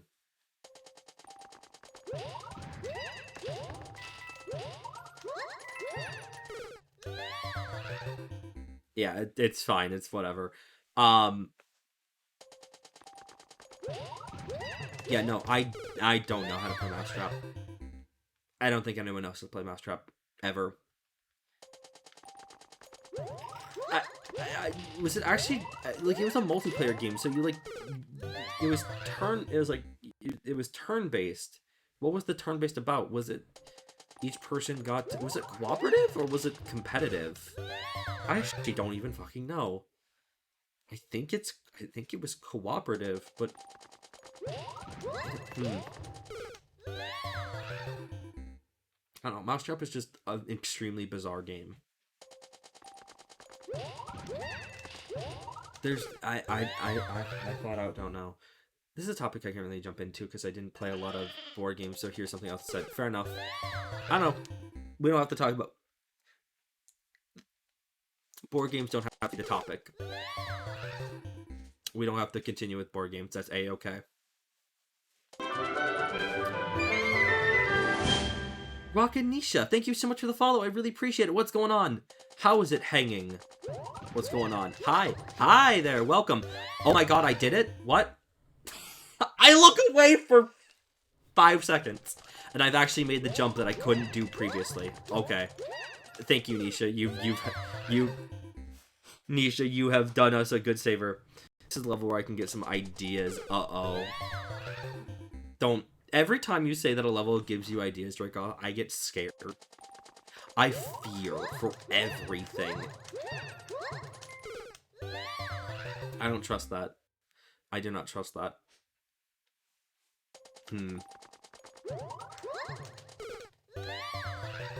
Crying and screaming. Okay. If you all could choose to go to one fictional world, what fictional world would you go to? The only one you cannot choose is Hogwarts, because I'm saying fuck Hogwarts. Hogwarts is dead. The entire school of Hogwarts was blown up. The wizarding world is dead. It was destroyed in a nuclear bomb. That is a good question. Honestly, I kind of... Like, one of my first inclinations would be to go to the Pokemon universe, just because Pokemon are awesome. Like, I'd love to, you know, actually have a Pokemon team in real life, and, like, I don't know. Could you imagine, like, having a Jigglypuff in real life? Think how about squishy that thing would be. Like, that would be, like, the best thing to cuddle, actually.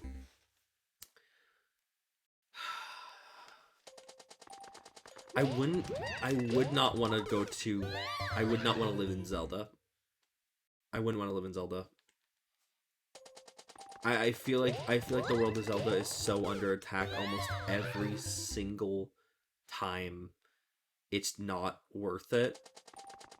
There are just some worlds that that are not worth going to at all.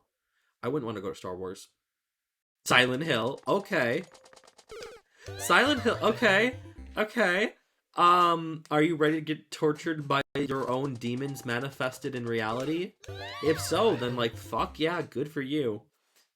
Or I guess if you're a fog eater, someone that just slurps on that good fog, I guess you could also do that.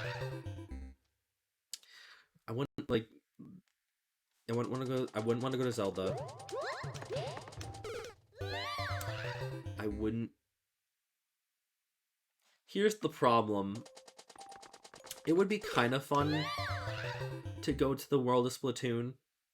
The problem is I'm not an Inkling, so I couldn't really do Turf Wars.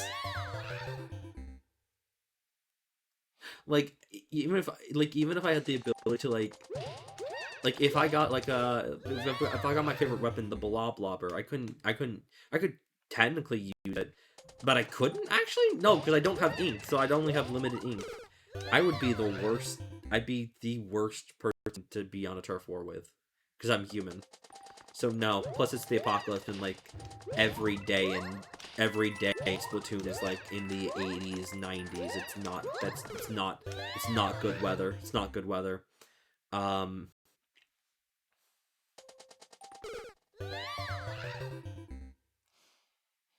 Living in the world of Xenoblade would be weird. I was saying that before you wrote that, Dracoff, but I'm curious now. Xenoblade goes on its world because Ether would be a fun magic, but I'd actually have fun researching Pokemon because I'd make my goals to absolutely destroy every single league and to reform weak sauce. Since I could probably hook some crystal ink, but he has to create remote controlled Inklings.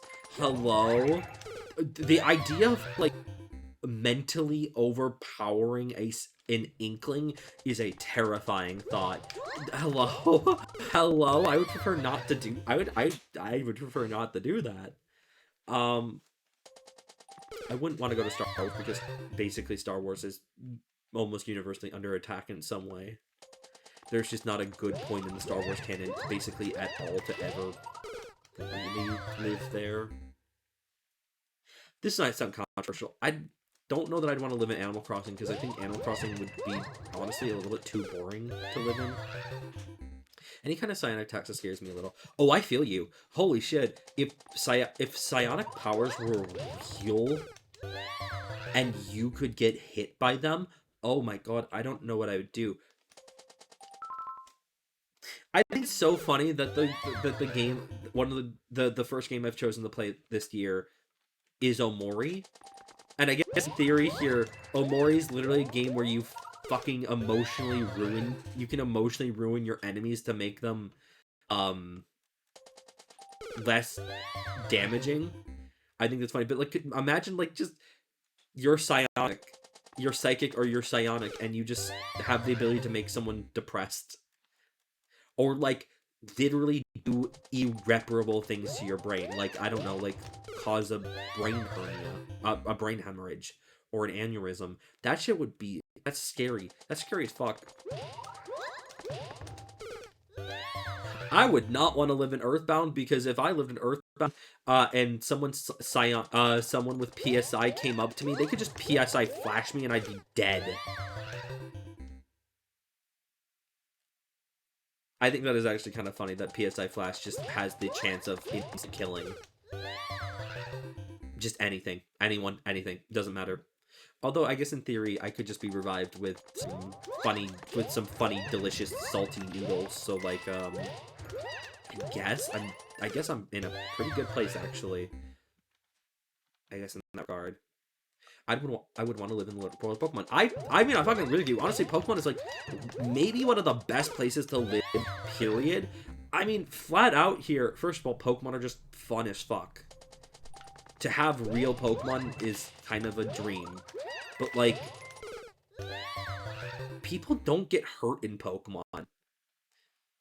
medicine is incredible in Pokemon. Like, you ever think about how every Pokemon can just be healed by putting them back in their Pokeball and just being put into a machine and it heals them for all their damage? Or you use a potion, you literally just use spray medicine and it cures them. That's incredible. Imagine what they could do for humanity, actually. That shit's real good. I don't know, I want to leave and post my honest is because I can make some ridiculous mosaics out of ether crystals. Ooh, that's fair. Imagine doing some stained glass out of ether crystals. That sounds like really sick, actually. That actually do be sounding pretty good. Ow. Here's the thing. I guess I could live in the Mario universe, but I don't think I want to live in the Mario universe. Not if Chris Pratt is the voice of... Not if Chris Pratt's the voice of the hero of the kingdom. I mean, that's a joke, but, like, I don't know. Oh, God. I touch a penguin suit and it suddenly wraps around me. That's like some Parasite shit, now that I'm thinking about it. I grab a mushroom and it grows me like 3 feet. My base height is 6 foot. I will become 9 feet? The Mario universe would suck a little bit. I just get retconned out by Miyamoto. Okay, but Miyamoto didn't retcon anyone out. Miyamoto was not the reason why Sticker Star didn't have original characters in other than Curtsy. Technically speaking here, the development team did that themselves. They made that decision themselves. I don't think... And, like, to be fair, I think the only characters that have never, ever, ever, ever really been acknowledged again is, like, Wart. Wart doesn't exist. Wart is fake, actually.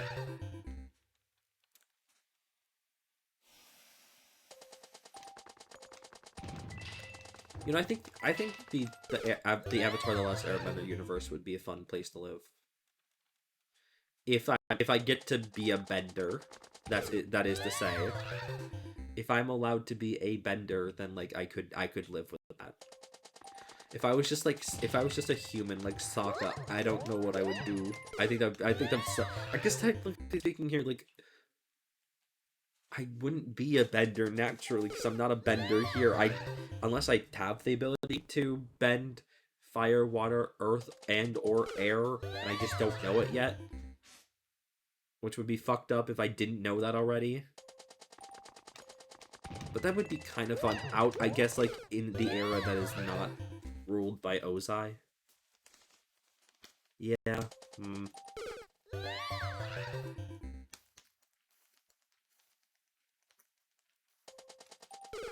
I mean, Xenoblade also allows for bending in certain edge cases. So I just picked Xenoblade over Avatar.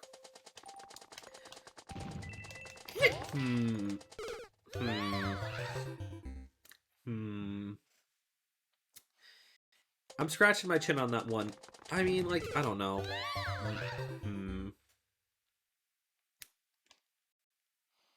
Maybe.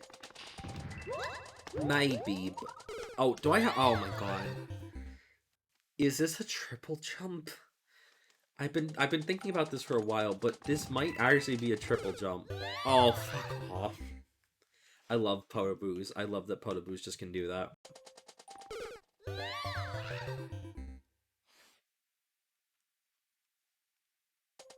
It is a triple jump. Yeah, okay. Because I'm like, I can't get the height without... I'm not getting the height that I need.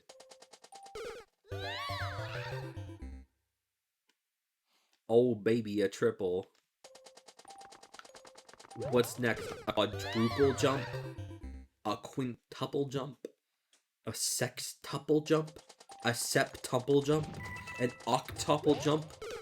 I don't know what 9 is. Wait, no, hold on. No, I should actually...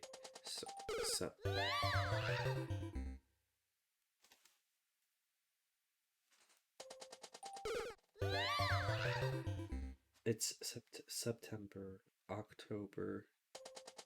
So a non-tumble jump? Yeah, okay. Yeah, I was about to say because like November, not tumble. Yeah, and then it'd be December, and it'd be a deca double, deca double. No, hold on. I don't know. They don't teach you this shit in school. Infant tumble jump. That's right, babe. No, there's no T. It's just nunnable? No nupple. That sounds like no nipple. I think that you can call me out for being silly about this, but when I think that, I think like, oh, no nipple? So, no nipple? I know, right? Is that we learn stuff that can only be done on a calculator. To be fair, these things aren't calculator exclusive, but it's more like it is so much easier for us to. Here's the thing: I'm not gonna knock math classes too harshly, but I also do think in an era where calculators do actually exist, the notion of having to learn very specific things and trying to. Well, I don't know. Here's the thing. Like, memorization for these things weren't even necessary at the point in which I was in middle school and high school when it was needed. Like, we just used calculators at that point. Mean, median, mode basically ducked my enjoyment I got out of math. Okay, but like, mean, median, and mode are fine. The fucking shit I can't stand is sine, cosine, and tangent. I can't give two shits about that. When we start getting into graph, like we're starting to graph stuff, I lose I just lose it. I just can't anymore. I don't remember how to calculate them. We were taught how to calculate them by hand. I don't remember how to do them. Holy shit. Oh my god. The worst thing I think one of the worst things I ever had to do in school was learning proofs. I think proofs are dumb as shit. I know why proofs exist, but I hate proofs. And I think oh my god. Proofs are stupid. Because they are ridiculous in a way that is just absurd. I love doing math. I love doing it mentally, but they just did not let me do it past a certain point, yeah.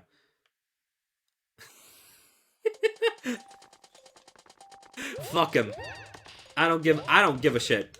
I don't give a shit. Look, proofs, I get the nature of proofs, and I get why they're important. I think that the way that they were drilled into my brain as a high schooler sucked. Because, like,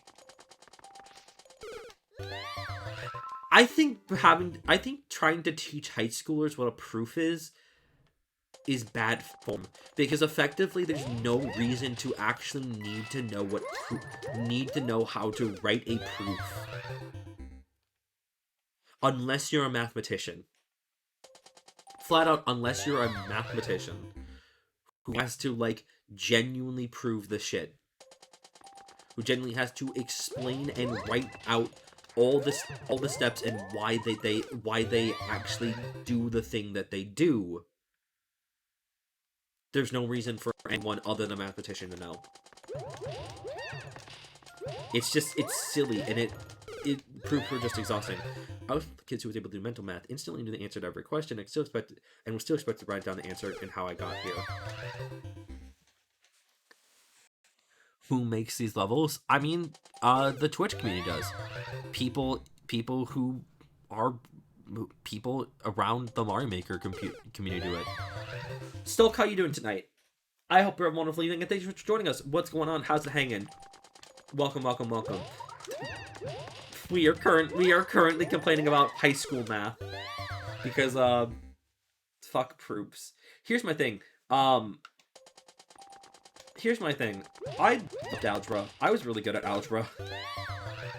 I think I was good at trig too. I think I was also pretty good at trig. No, it was calculus. Did I do trig? Did I actually do trig? I did algebra and calculus. Hold on. So, no, hold on. I'm trying to think here. Yeah, I did algebra. Yeah, I did algebra in 8th grade. I did calculus my freshman year. I think I did do trig, actually. I think I did do trigonometry. It was probably pre-trig and then trig. And then I don't remember what I did for the last year. El Tigre, welcome back. Welcome back. We're talking about math. I guess we're just talking about, like, school in general, I guess, because, like, I'm complaining about how I hated doing proofs in high school. And I was just not a fan of geometry.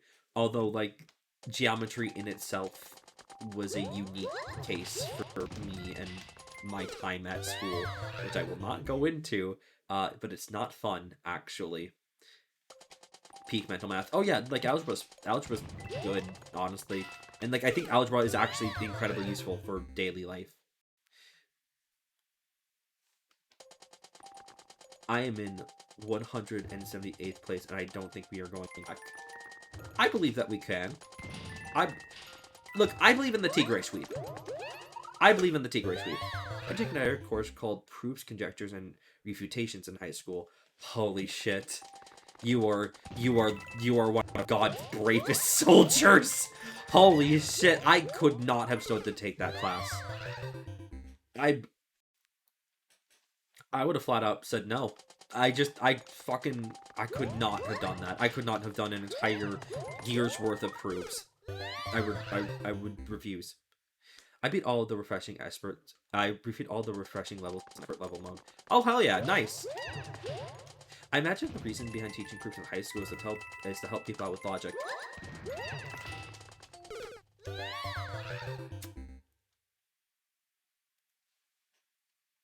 If I'm being honest here, oh boy, I guess then they just need to teach proofs better. Because I think that the way that they teach proofs, at least the way I was taught proofs, kind of suck. And like the effort it took to do a proof sucked.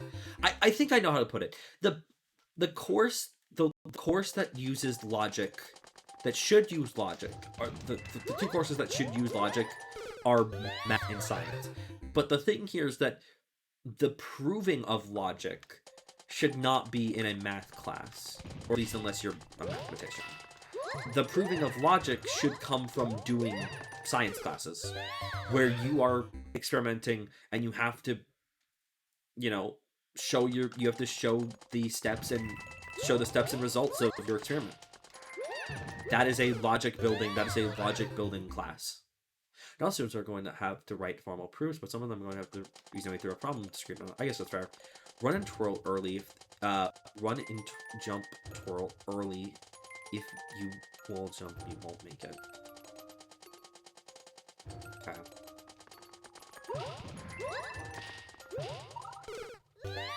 I mean, fair enough. I didn't think a wall jump was going to get me there because I was told it was a triple jump, but that's okay.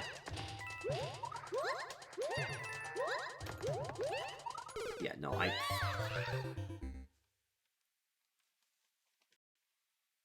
yeah, okay.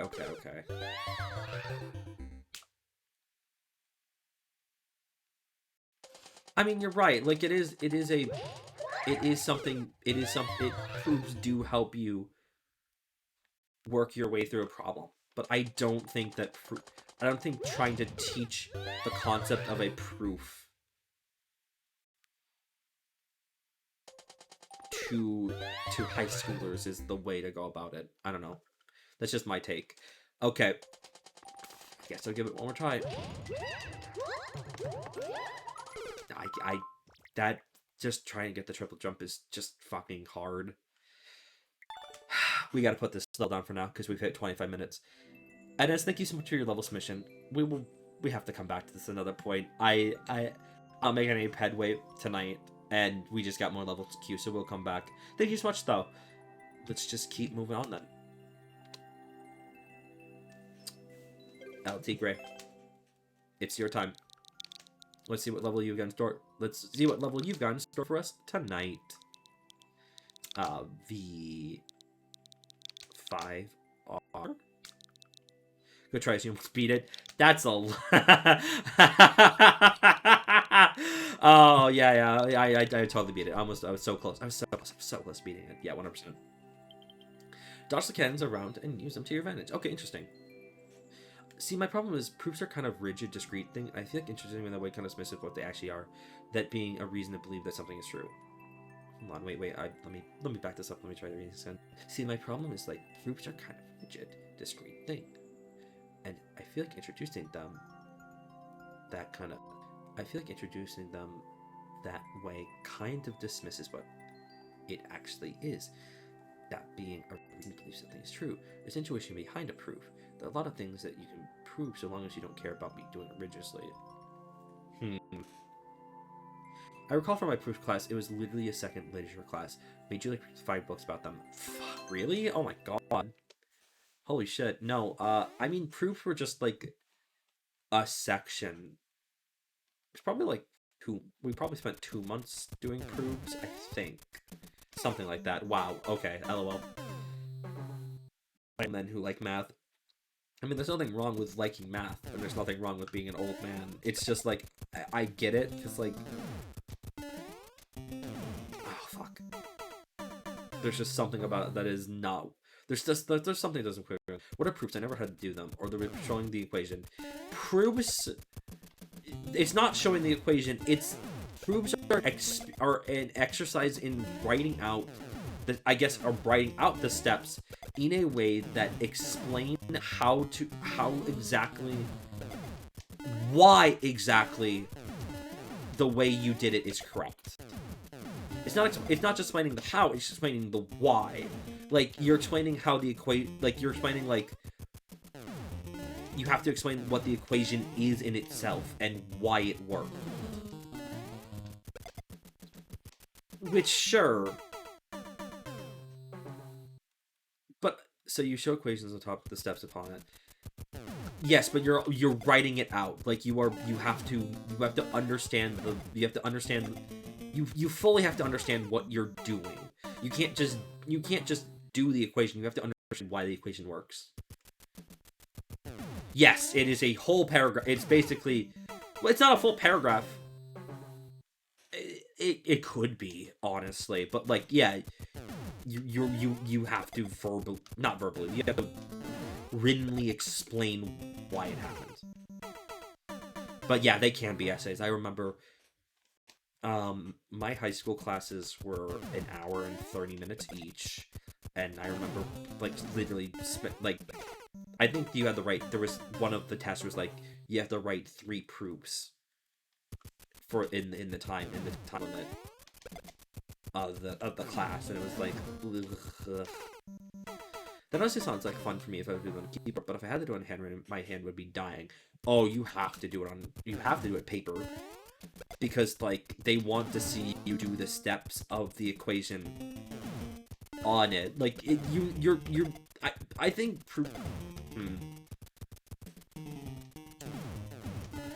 proofs were definitely done on paper. You doing good or not? Me? Yeah, I'm doing good. I'm just doing the level. And I'm complaining about the education system. I mean, this isn't really complaining about the education system. It's more just I could make genuine complaints about the education system and how it tries to teach concepts as it does. This is not really one of them. This is more or less a complaint about... This is more or less a pet peeve of mine. Because, like, I hated proofs. Proofs were obnoxious, and they took way too much time. I don't know. At least I never had to do them. That's true. You did not have to do them. And I'm happy for you. I really am actually happy for you. Legit. Fuck. I remember one time I took the Putnam in college. The Putnam is a math test. There's just proofs usually for weird problems that you wouldn't see in high school math. Fascinating. Okay. I did not know that existed. That is kind of funny, though. I was the only person who wasn't a senior and got more than 0 points. I got 2 out of 120. Fuck! Hello? Oh my god, well, congrats, I'm happy for you. Those 2 points are my lifeblood. Those are your points of superiority. Fuck being rich, fuck being famous. If you've got more than 2 points, if you got more than 1 point on the Putnam, you were living like a royalty, like a royal.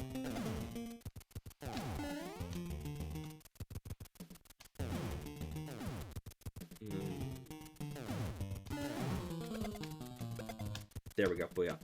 In high school, there was also that one kid who's 10 years ahead of me. That is true.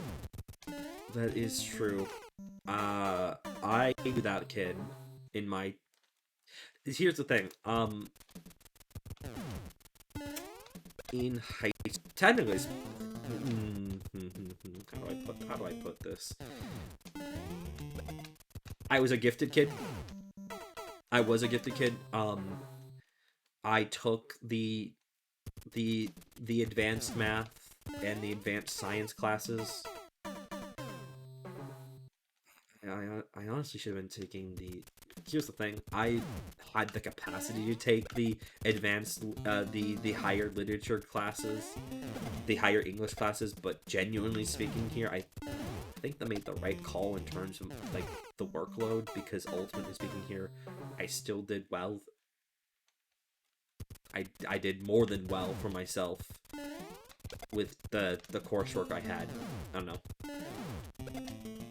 I'm special. Fair enough. I pat you on the head. I was so proud when I predicted exponents were in grade 3. Ask a question. What about multiple multiplications back to back? How would you write that? Oh, that's really fun. Hell yeah! You did it. You gamed the system. You understood. Fuck.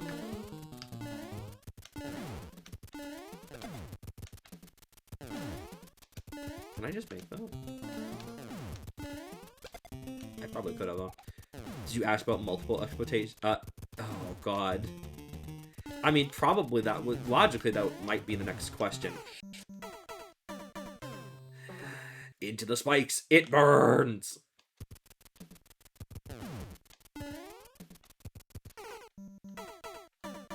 I hate versus Jesus Christ, whatever that. I hate versus Jesus Christ. What is that BS Bowser replacement? People love Bowser. Unfortunately speaking here, people love Bowser in this game. Maybe a little bit too much. To be fair, there's not a lot of bosses. But to be fair, Bowser is also the hardest of the bosses. So, like, I guess it makes sense, unfortunately. But, yeah, understandable. Felt. Oh, yeah, that's a real operation. It's called... tetratation. Huh. Fascinating. That's not great. No, there was 3 large Bowsers, and I was about to power up. Oof. Oof, that's rough.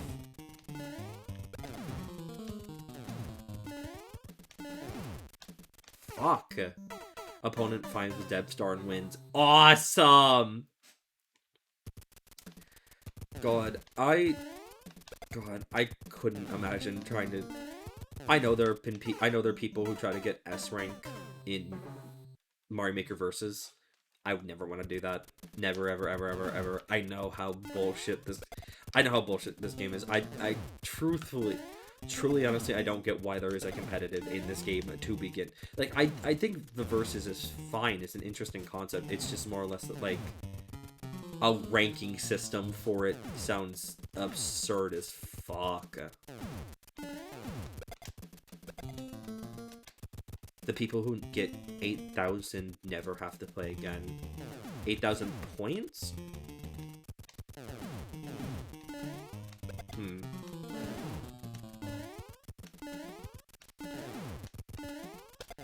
Especially the points games. Yeah, fair. No! No! I can't believe I fucked that up that hard. Oops. Tetrate. 3-3. 3-3-3-3-3-3. Oh. Oh, holy shit, Jesus. That's scary. I don't know. I mean, I guess you could do that. I don't know why you would want to do that, is the thing. Like, I don't... Oh, god damn it. I don't see a value in tetrating things. Yeah, the cap for versus points is 8,000. There's a 17 type for first. What? Holy shit, I didn't know that. I don't do the versus side of this game. So I flat out did not know that that was a thing. That's scary, honestly. Holy shit. The Mario Maker players that are so dedicated, they get 8,000 points in this game. God, that's scary. I don't know of any math that requires tetration, but I know it exists. In fact, there's an infinite number of operations in that family. Fascinating. Fuck. Crying. I mean, well, isn't there an infinite amount of equations? I mean, if there's infinite amount of numbers, is there not an infinite amount of equations? Am I missing something here? I did not read that as pentation. Gonna be real here. Did not read that as penetration.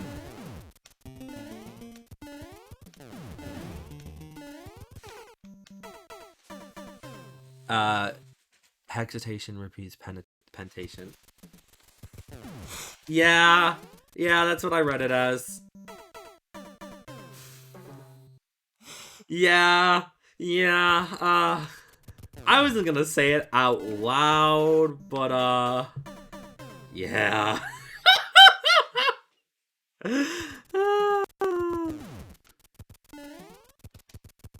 Hold on, a lot of them are South American alts. What is meant? What do you mean by that?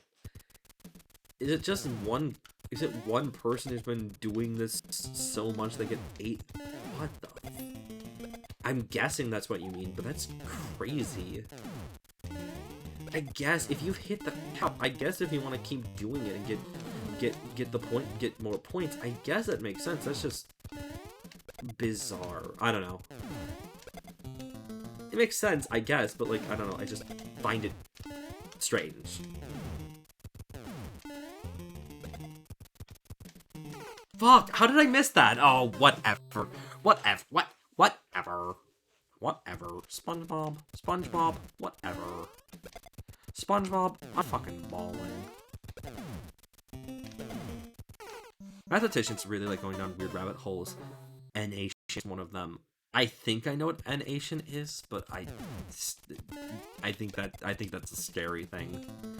Well, I do remember a problem where sort of those higher order equations really, excuse me, by the way. Whatever. So basically, South American players get only South American players, and since it's really small in a dedicated region, a lot of people there have 8,000 points. Oh, okay. That's a fascinating thing to know. Huh. Okay. These cannibals are out of sync.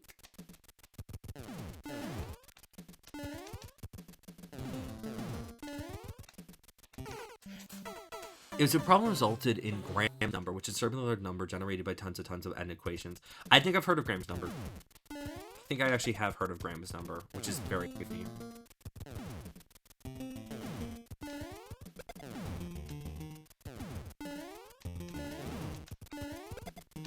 Oh, nice. Let's go. Also, there's known people in North America or Europe with 8,000 points. All US flags are probably in some obscure... Oh, interesting.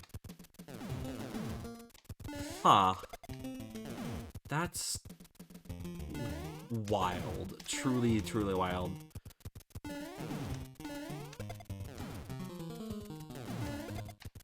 Jesus, I did not think I made that.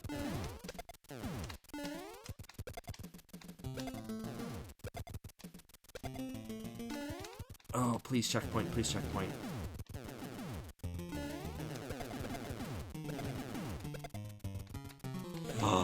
Oh my god. Uh-oh. Okay.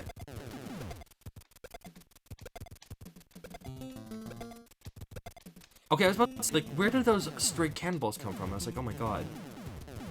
Oh no, these are all out of sync. Holy shit. Oh, the ending is there. Oh no. It's a problem about connecting grabs on an n-dimensional cube. I don't really know how to explain it, but NumFile did a pretty good job on it. I see. Okay, cool. I do not watch NumFile. I've known about NumFile, but I've never watched their content. We're trying to like 8,000 players. Jesus Christ. Fuck. That is so wild, actually. I mean, good for them if this is what they want to do with their time. Like, okay, they've really done it. You know what I'm saying here? Like, they have succeeded with flying colors. I would not want to do that. That's not something I'm interested in. I guess, to be fair, I'm doing something equally as crazy. Actually, this is more crazy, because technically I think the only person in the world that is trying to beat every Super Mario Maker 2 level ever. Literally the only person. There's one player in NA called Canon. He's reached 7,986, and he dropped 600 points and quit. LOL. Oh yeah, I cannot blame him. I could not blame them for that. Not at all. If you drop that hard after working that hard, there's no point. There's no point. That uphill battle is just not worth it. Again, it's not worth it. There is DGR who has the goal of leaving no Mario Maker level uncleared. Who's DRG? Huh. Fuck. Very popular Mario Maker 2 streamer.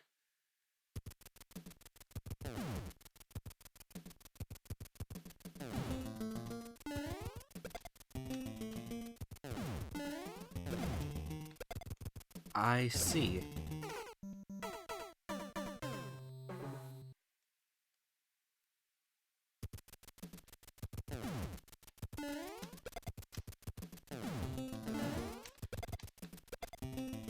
Okay.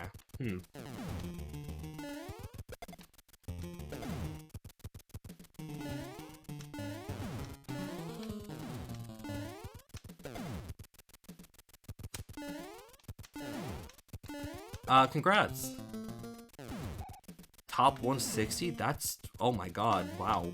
That's really insane. Holy shit.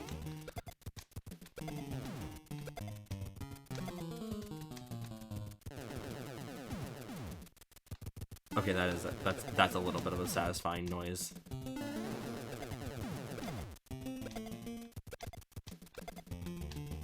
Oh, damn. Oh, no, okay, now they're all in sync. That's nice. There we go. Do you think gold is possible, or do you think refreshing levels, people are gonna bomb my levels? What do you mean, bomb your levels? I was right there! Are you kidding me? 7,200? Goddamn. Like, boost spam your do people do that? I guess I've never thought about that. I don't think that they would. That just seems, I guess, like, from an anthropological standpoint, I guess that would happen, but I don't know why they would. Yeah, because they want medals. I hope that doesn't happen. That's awful. I've never actually considered that to be a thing. I'm sure that they won't. But, like, oh my god, okay.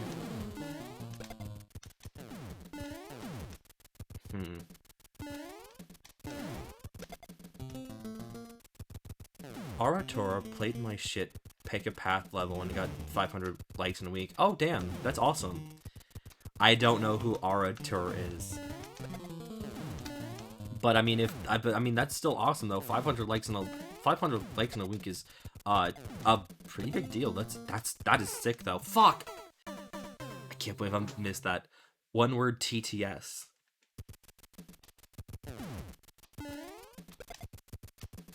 No.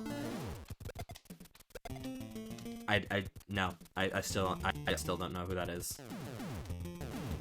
I'm gonna be real here.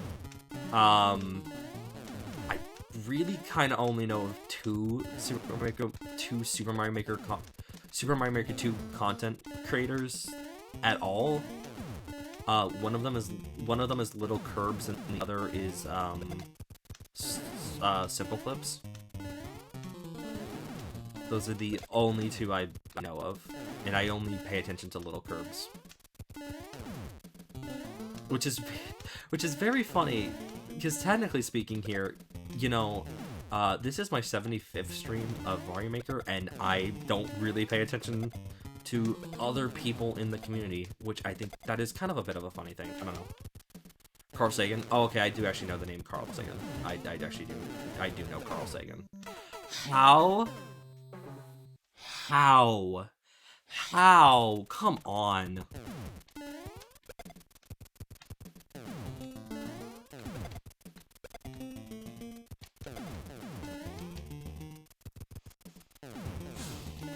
Okay.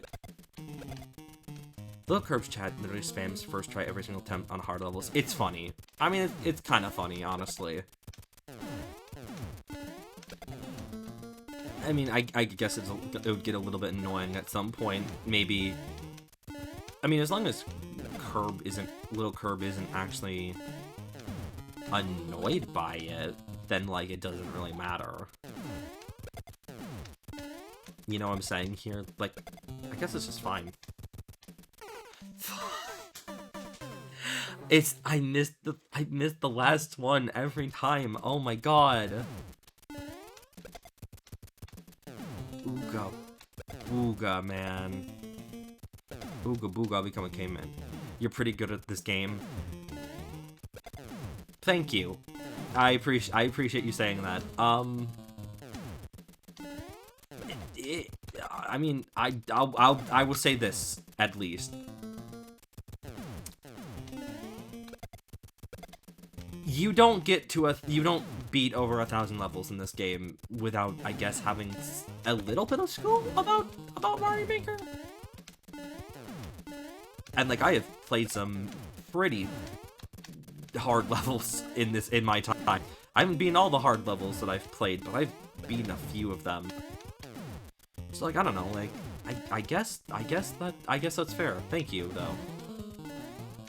I hate that emote. So goddamn much, actually. You got this one? Thank you. I believe in me. Spring break. I believe in me. There we go. Okay, good.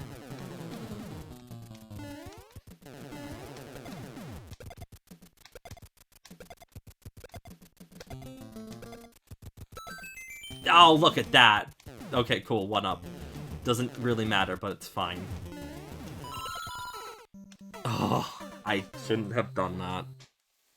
Ooga booga, ooga booga, ooga. One of viewers gave 5 gift subs to add this emote. Help! That's kind of incredibly funny. And you know what? Honestly speaking here, that is something that would happen. That is something that would happen on this channel. Except technically speaking here, I have as an affiliate, I have all of my emote slots. So, in theory, I could, like, subs don't affect emote slots anymore. I shouldn't say in theory. They don't. As of right now, they do not. Oh, come on! I was just hoping that it would do all 4 of them, and of course it was just that last one just was a little too short.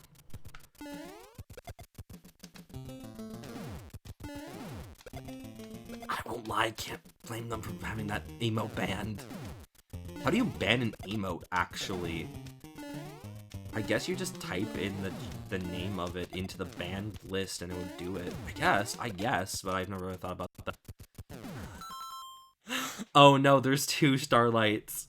Oh no, there's 2 starlights now. Hello, real starlight. How you doing tonight? I hope you're having a wonderful evening. Thanks so much for joining us. What's going on? How's it hanging? Yeah, if you want to add a level to our team, I just simply ask for a follow. If you're not comfortable with that, that's a-okay, but that's just how it is around here. What's happening? What's going on?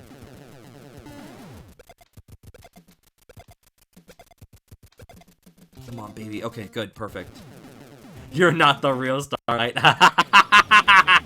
Do you guys know when the weekly maker point reset? No clue. Sorry, I have no idea. No, are you kidding me? Fuck! Oh, this last session is fucking frustrating. Oh my god. Yeah, bitch, it's my name. Oh no. Oh no. The starlights, they're fighting. This chat is pissing me off. I'm the real starlight. That is, I won't lie, maybe one of the funniest coincidences we've ever had. Help. And I love the fact that it's the real starlight. That's what kills me about this. Holy shit. Oh my god. Oh, Jesus Christ. Uh-oh. I didn't make that. Real Starlight, thank you so much for follow. I appreciate it a lot. Welcome, welcome, welcome. Yeah, if you still want to add your level to the queue, go right ahead. Just do your command one more time, so then it makes sense. I wish I could check the queue, but I probably should just do list and I'll check. I'm so close on this level. I am so fucking close on this level. Oh my god, I'm gonna scream. The cannibals are drilling into my brain. You shouldn't rush. I know I shouldn't rush with that one. It's just the problem is there's really the problem is there will never be optimal timing for that one. There will never ever be optimal timing to get on that path. It's just not possible because of the way that you spawn right next to them. So I don't know. The best I can do is just kind of pray and hope that I get a good pattern and then like just roll with it. But hey, that's just a theory. Game theory. I'm not gonna go fucking looking for the button to press the game theory sound clip right now. I don't know. You know what I will do instead? I'm gonna instead? This is me right now.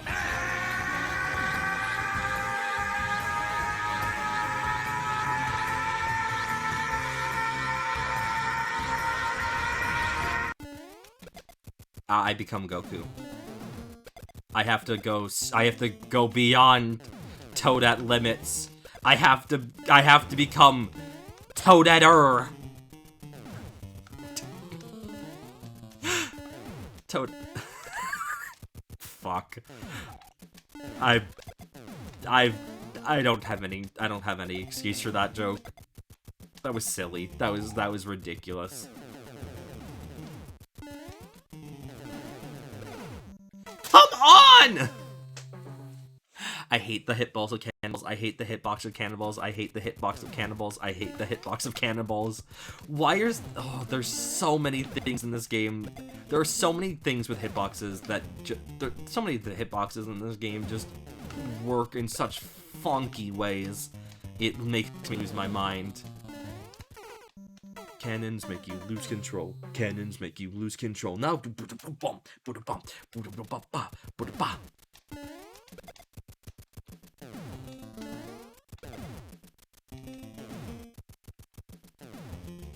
the balling population is dying. Retreat if you're a true baller. I need to probably reset this cannon. There we go. Booyah. So, I've been talking about on the channel for a while. I'm currently in the middle of watching One Piece for the first time. And like, I'm kind of thinking now, is there what positives would there be becoming a pirate? For what reasons should I become a pirate? Like, I'm not gonna become a pirate, of course not, but like, for what reasons would I be? If like, I guess that's a weird thing to say. If given the choice to become a pirate, like, you know, like, what's the good about being a pirate? Is it good about being a pirate? I guess freedom on the sea if you like the sea, but like, I don't it's not that I'm opposed to the sea. It's that I know that the sea kills. I don't know. Freedom and chasing a dream. I guess that's true. You're not wrong. You know, if I want to map the... Fuck off! Fuck off! Fuck off! I'm right there! I thought I did it! I thought I fucking did it! Of course I didn't. Of course I didn't. Oh my god. I'm fucking going dog mode. I'm going dog mode. I'm going ferile. I don't give a shit anymore. Yeah, I'm watching my brain melt before my eyes.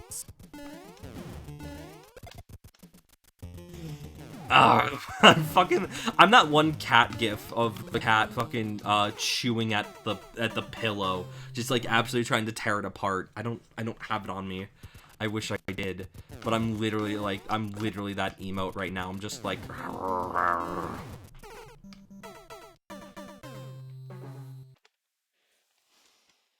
ugh. I don't know. Do people like pirates here? Are pirates like I don't know, like pirates as a fantasy thing. I don't know. I feel like they've kind of gone out of style. That might be a weird thing to say. I just don't think like there's not really anything like culturally pirate relevant right now. Like, I mean, Pirates of the Caribbean was like a huge thing, but like Pirates of the Caribbean hasn't had a movie in almost a decade. And like the closest thing I can think of is Our Flag Means Death, but like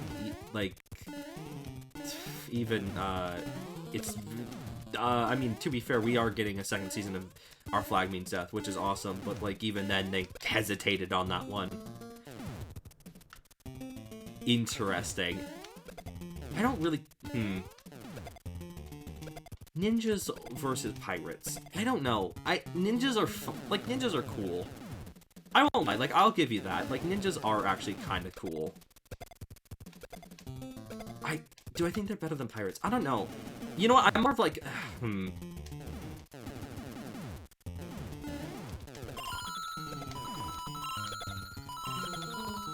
I did it.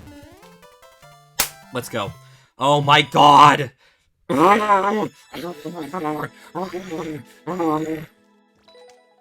deserve that win. I deserve that win. Oh my god, I deserve that win. Fuck. Ah! Oh my god, I'm gonna lose my mind here. You know what? Let's see if this actually works for me now. I'm gonna use list on my own queue. We're gonna see if it's gonna open up. It's still not. It is still not working for me.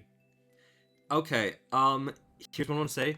How many people are in the queue? There's 4 levels in the queue. Yeah, okay, I'm gonna just keep moving on, unfortunately, because right now, because Wogai's not here and we got a few levels in the queue, we're just gonna keep pressing on. What's your favorite sandwich?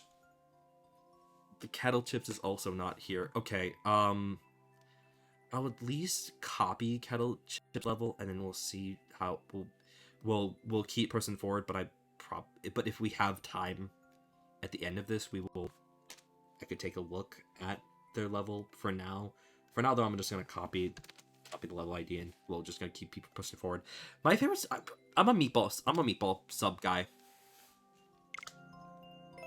I'm a meatball sub guy. I would definitely say so. I just like meatballs a lot, honestly. I like a good meatball with a marinara and some nice it would be Parmesan cheese. Like that. You sound like a meatball sub guy? What does that mean?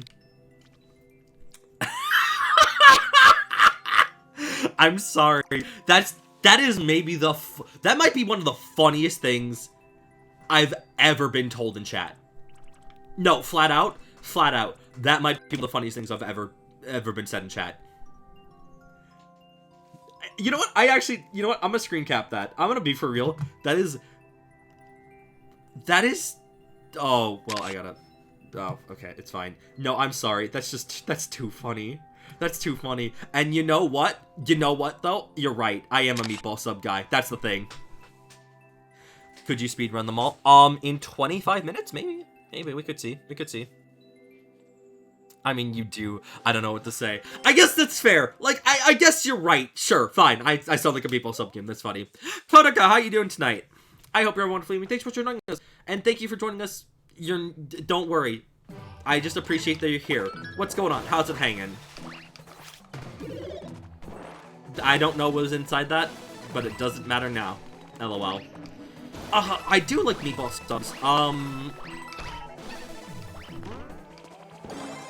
Does a calzone count as a sandwich? I'm gonna pose the hard questions tonight. Is a calzone a sandwich? Because if a calzone is a sandwich, I would say calzone. Calzone is also probably a good one, honestly. I like grilled cheese. Grilled cheeses with multiple cheeses is very good, honestly. Huh.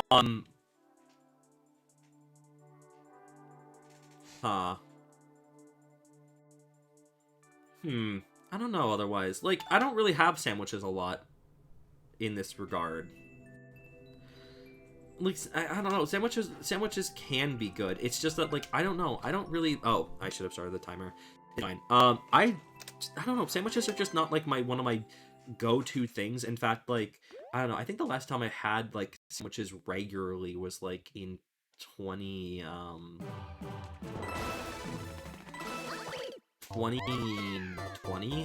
so like 3 years ago, when I'd like occasionally like make myself a ham and cheese sandwich. I don't know. I guess I could tell you that like my favorite like sandwich ingredient, I guess outside of meatballs, would be I like turkey. Turkey sandwiches are pretty good, honestly. I don't know. I'm doing good. I was just doing some badminton and swing until like 2 hours ago for the first time since before COVID. How are you? Oh, that's awesome! Holy shit! Let's go. Yeah, doing just fine. We're just chilling. It's just been a fun night. We've talked about a lot of things. We talked about like the ethicalities of card games. We talked about board games. We talked about how I hated proobs, trying to do proobs in high school. Proobs suck in high school. Oh my god, turkey sandwich, a second. Hello? You cannot just say that. Oh my fucking god, of course. On which sandwich you would like? What do you mean, on which sandwich? What do you mean, actually? Because I feel like I'm misunderstanding here. I don't know. But I also... You know, like, a roast beef sandwich is also very good. I used to like roast beefs a lot more as a kid. Unfortunately, it was a food that I literally ate so much I flat out could no longer stand eating it. It's an unfortunate thing, but it's just true. It was just a food that ended up being... I ate it so much I couldn't eat anymore. My second guess was what your sandwich like meatball sub, but first was turkey. Oh yeah, got it. Yeah, fair enough. I don't know. Turkey is good. Turkey might be underutilized actually. Like I get it. It's like people do turkey for Thanksgiving, fine, whatever. But like turkey's kind of slept on. Gotta be real. Turkey's kind of slept on. I think we need more turkey.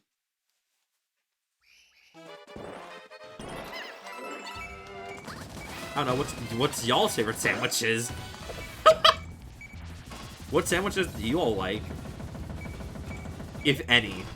Because if you're not a sandwich person, that's totally fine. Okay, I mean, the funny part is like I don't go to Subway. I think in my lifetime gone to Subway twice actually. Not anymore. Fair enough. Peanut butter jelly is my favorite. Peanut butter jelly, you know, fair enough. I don't like peanut. I don't like peanuts. I don't like peanut butter. But like jelly sandwiches are pretty good. Jelly sandwiches are pretty good. You know, I honestly gotta get myself I gotta get myself some more mint jelly because mint jelly is pretty good. Grilled cheese is pretty good. Unless everything bagels toasted with herb and garlic cream cheese in a Tim Hortons counts. That does not count because that's not a sandwich. Oh god, are we gonna have? Oh my god, hold on.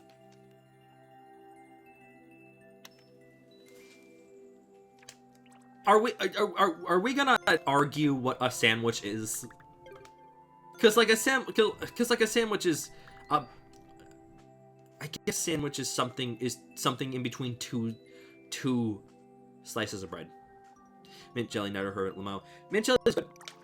It's not for sandwiches. I would recommend mint jelly for like lamb. Lamb is really good with mint jelly, but you can also use it for like other things. Like I don't know, mint jelly and ice cream sounds pretty good. When do we get a recipe channels in the Discord? You know, I have actually been thinking about in our Discord adding a food channel. I've been thinking about that for a long time. I might actually do it because I mean like I love food. I love cooking, and I like finding new recipes is fun. Honestly, I might do it. That's not a bad idea. Yeah, but so I want to share recipes. That's fair. Yeah. I mean, I'm open to it. I mean, why not? Honestly, again, I've been thinking about doing it, so why not? Yeah. Honestly, if you remind me after stream, I'll open up a food channel. Plus, good food picks. However, I will say, I will not allow bad food. In the food channel, I will not allow bad food. I'm gonna be a bit of a snob about it. Because, like, in this regard... Oh, okay, LOL. Because in this regard, like, I don't want to see, like, random people's bad food picks. You know what I'm saying here? Not, like if you're on the internet and you see a bad food pick and you put it in there, I don't want to see it in the food channel. I want to see it in, like, memes, honestly. That's probably the best way to go about it. Yeah, if you'd like to... Yeah, our official Discord... I guess it's technically official. That's just a funny way to put it. Yeah, if you want to join our Discord, go right ahead. Absolutely. With that said, in order to actually join the community, we require an introduction in the introductions channel. If you go to the bottom... Please read all of welcome and rules, so then you know what's going on here. And then when you're finished with that, go into introductions and introduce yourself, and then myself or one of the mods will give you full access to the server. Sounds good.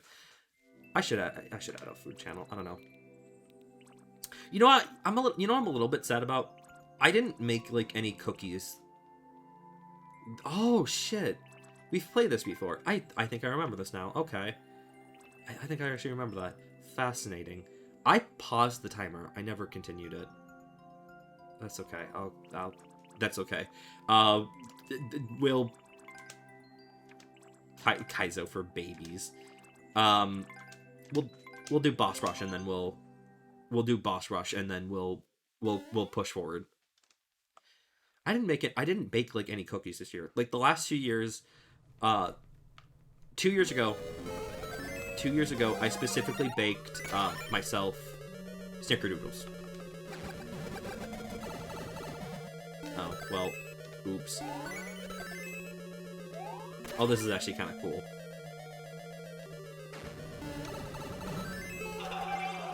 Yeah, oh wow, that is actually kind of a cool level.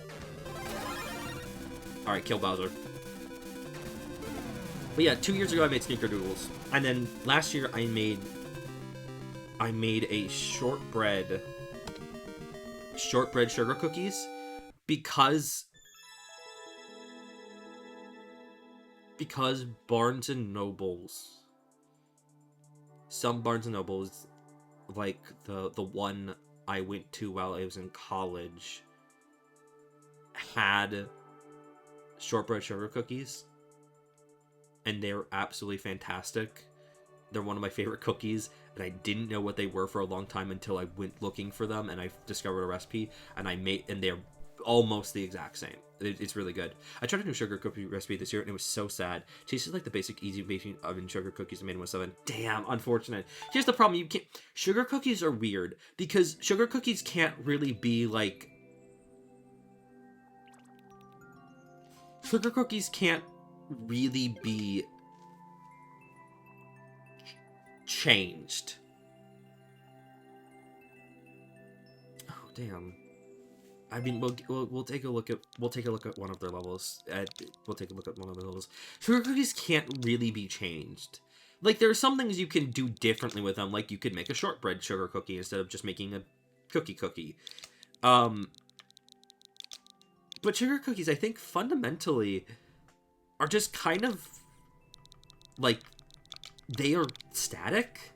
Does that make sense? Like, there are some things you could change about them, but like not a lot. Not a lot, honestly. I could be crazy about that. Stay limber pufferfish. That's scary. That's a scary name. Escape crazy demolition party. Okay. I'm gonna look at this. I think this sounds interesting.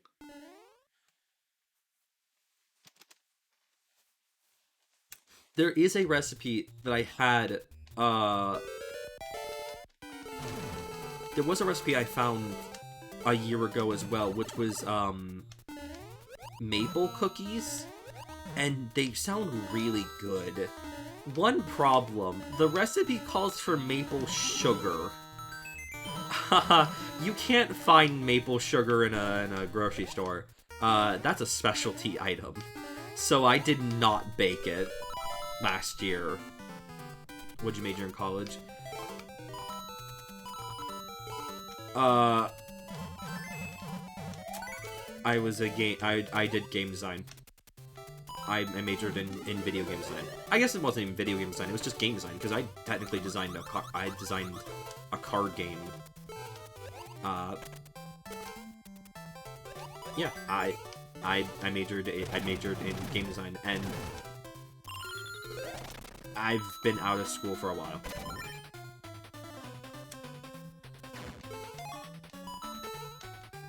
I don't know what. Okay. Fuck! Awesome. This is... I don't know where I'm going in this. Uh-oh. Hey, die. Oh god, I'm sending him to the slaughter. To the man behind the slaughter. Since you were gone. Okay, that's... Okay. Die. Come on, buddy. I believe in your capacity to die. Okay, maybe I'm... Okay, never mind. Well, alright. No. Fall into the pit with the thwomp.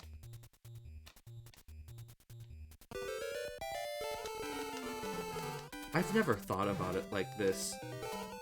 But you ever think about how spike pits were real?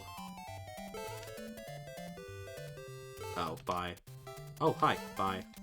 Hi. Bye. Hi. You ever think about how spike pits were real and they were used to trap people? That's scary. Like we are so bad at dealing with I guess I would put it slashing damage, if that makes sense. But it's not, but I'm technically right here. We are so bad at dealing with, like, slashing, with, like, anything that, like, I guess it's piercing, actually. Anything that pierces us or, like, or goes beneath the skin is bad. Yeah, I have one in my basement. Kotica, why do you have a spike pit in the basement?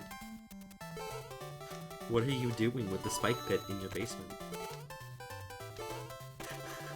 Fear. Massive amounts of fear have entered my system. Oh. Okay. Oh, well, this is fine. This is not fine. It's fine. Okay, that's fine. We're good. We're good. Look at that. Crime.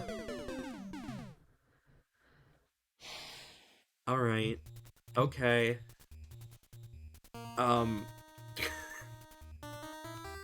Kodaka, when she brings you to the basement with the spike pit. How bad can I be? Out here committing out here committing murder by spike pit.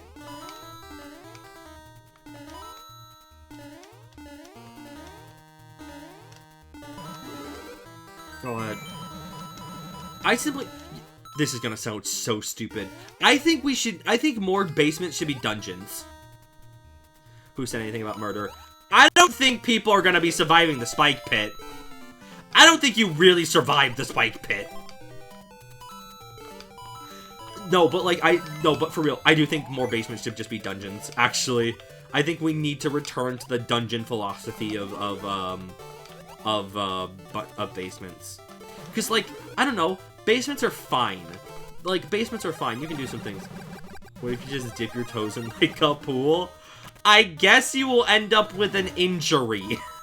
I guess you will, in that case, not die, but you would still wind up with a pretty severe injury of spike in the toe. Not into the pit! It stings! So true, though. I'm glad that got used. I'm glad that got used here. Holy shit. You must die. Oh my god, I'm so stupid. You know what I need to add to my soundboard? I need to add "You must die" to my soundboard. If my basement was a dungeon, I would move out. Why? Why? I think more basement, but I think a basement that's a dungeon is fun. I think that sounds like a lot. I think that sounds like a very fun thing. You deny the power of a basement dungeon? Truly fucked up. Oh god damn it. I mean it kind of already is, but still. Fair enough. Fair enough. Where does this pipe take me? To no? I guess the point is okay, I don't know. Oh, that's bad. Uh-oh. Uh-oh. Uh-oh. It's fine. It's fine. Hey, I wanna check one thing here. Okay. I think this is technically the last level, but in the queue. Okay. Alright, what I'm gonna do here is I'm gonna close queue. We're gonna close the queue for tonight. I think that's fair. Fuck! God damn it, Thwomp. Fuck you, Thwomp. Fuck you, you fucking dick. Ow.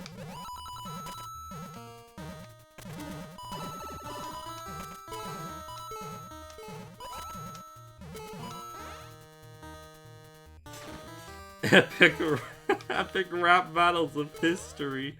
Spike Pit versus Giant Thwomp. Begin. Jesus, I'm glad. Look, I don't care for epic rap battles of history anymore. Like, I used to watch them as a kid. When I was much younger, I did watch epic rap battles of history.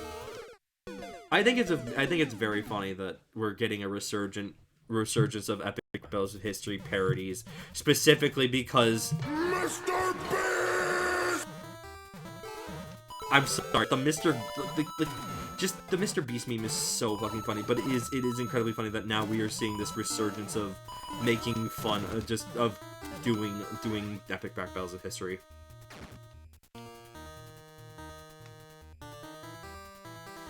How long has that been on the subboard? As of today. That is a thing that I added today, actually. Really quickly here's all of the new sound effects that I've added to my soundboard in the last week. Mr. Beast! What am I fighting for?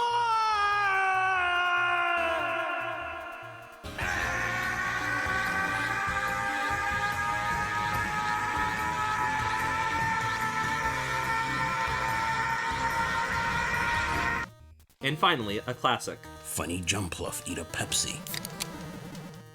What did you add? What am I fighting for? I added that, I think, Wednesday of last week. Was there? I forgot. I don't remember. I honestly don't remember. I can't believe I had to put Mr. Beast prize in my mouth. I'm so sorry. I'm so sorry you had to be sinned like that. Oh, that's gonna get so that's gonna get so much use in Omori. What fucking funny Jumpluff eat a Pepsi? Funny Jumpluff, eat a Pepsi. Yeah, I think I added it. No, I actually added it before Omori. Now I remember. I added it before Omori. Yeah, I added it on Thursday. That's how I remember. I love Funny Jumpluff eat a Pepsi. It's one of my favorite posts of all time. Funny Jumpluff eat a Pepsi. If I ever use a Jumpluff on this fucking on this stream, I'm going to name it Pepsi. 100%. There's just no way I'm not going to do it. I am stuck here. I don't really want to reset the level, but I'm kind of fucked, actually. Also, I guess technically, this is also new, technically. Because the Hell's Kitchen noise is kind of just funny as fuck. They overuse that so much. I personally associate Eat a Pepsi most with have some old memes with the Vast Era server, but also Deltarune Repainted. That's fair. I do actually know that Deltarune Repainted uses it. I don't know what specifically for the Vast Era server. I don't actually know what memes use Funny Jumpluff eat a Pepsi. You know what? I'm just gonna restart. You know, I'm just gonna be flat out here. How do you eat a Pepsi? Simple. You eat it. Put the Pepsi in your mouth. And, you know, chew. Just use your teeth. Just use your teeth. But how do you eat it without drinking it? I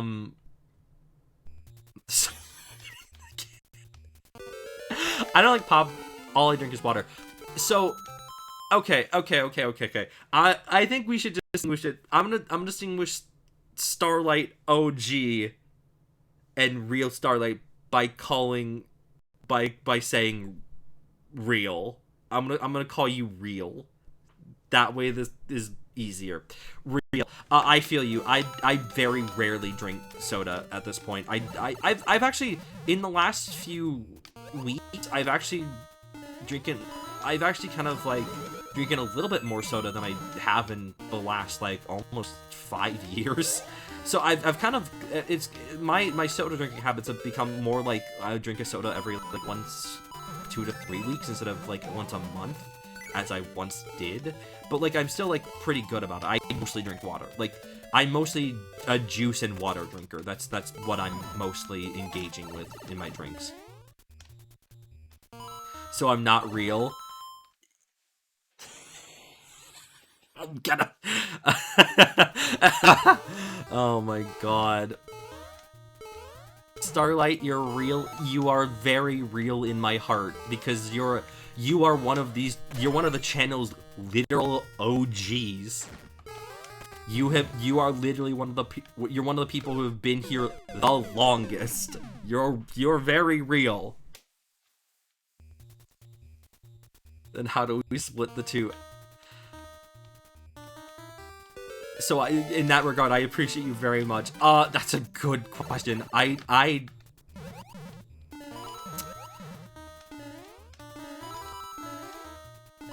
We have a Starlight, a River, and a real Starlight. Fuck, you're right.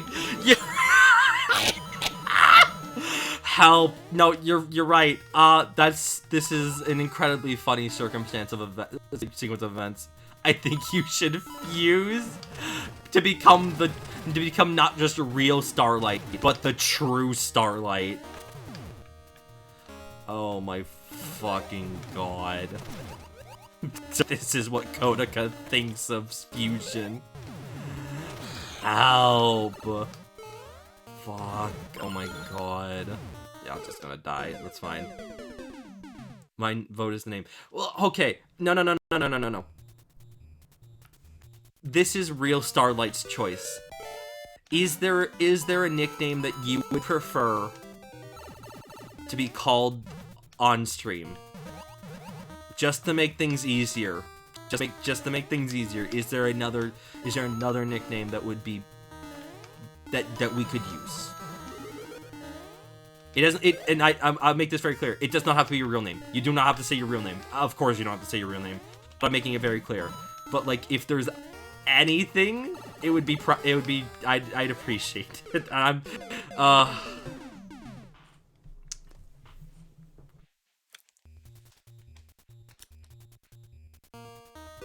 So no. Okay. Then I am gonna call you Real. I think the best to go about this is I'm gonna call you Real. And that. Then when I refer to you specifically, I'm going to refer to you as Real. That's the closest thing we can do. That's the closest thing we can do here. Yeah. Problem solved. Question mark exclamation. Question mark exclamation point. Question mark exclamation point. Hey, here comes another Chinese earthquake. Hey, there's just something about Moonbase Alpha that gives me so much dopamine. I'm not even kidding. Call me Sheev because that's my profile. Okay, Sheev. Yeah, sure. That works. That's perfect. Okay, Sheev. Sheev Palp. Holy shit! That mole had tracking. That thing had thermal fucking tracking. It just hunted me down. What the fuck? Oh my god. No, but for real, there is something about Moonbase Alpha that gives me so much dopamine every time I watch it. It's very funny. I very recently, actually right before the new year hit, I have started a playlist of funny videos that I think are just fun to watch and call, to just watch and call with my friends. And Moonbase Alpha was the very first video I decided to add to it because I'm like, of course, if you've been on the internet, you fucking know Moonbase Alpha and you fucking adore it. There's something so genuinely funny about Moonbase Alpha that cannot be helped. Palpatine returns. I think Sheev works. I think Sheev works. We'll work with Sheev.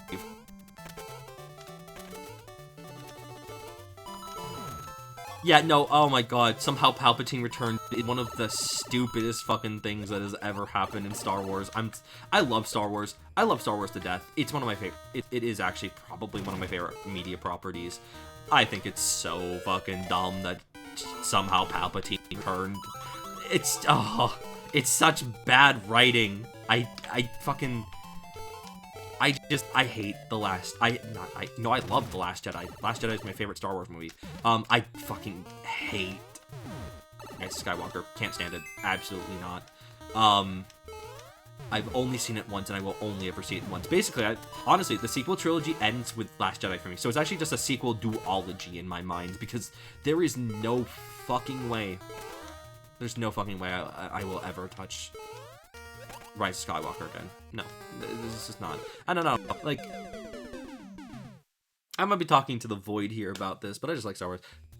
It's my favorite film ever. If you enjoy Rise of Skywalker, I'm happy for you. I really am happy for you. I just can't stand it personally, and that's okay.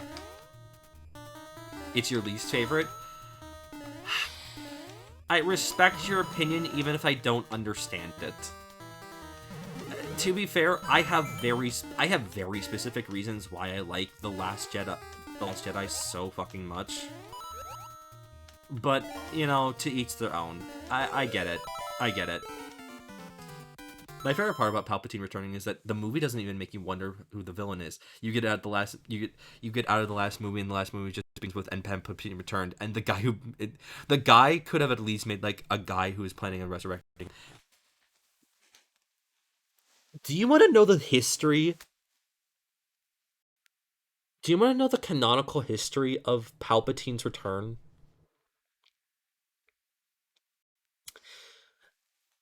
"5 days before the movie, No, he is a clone. That's not what I'm talking about here. 5 days before the movie released, they made the announcement that Palpatine was returning to the series, and he was going to be the main antagonist. You want to know how they did it? They announced it in Fortnite.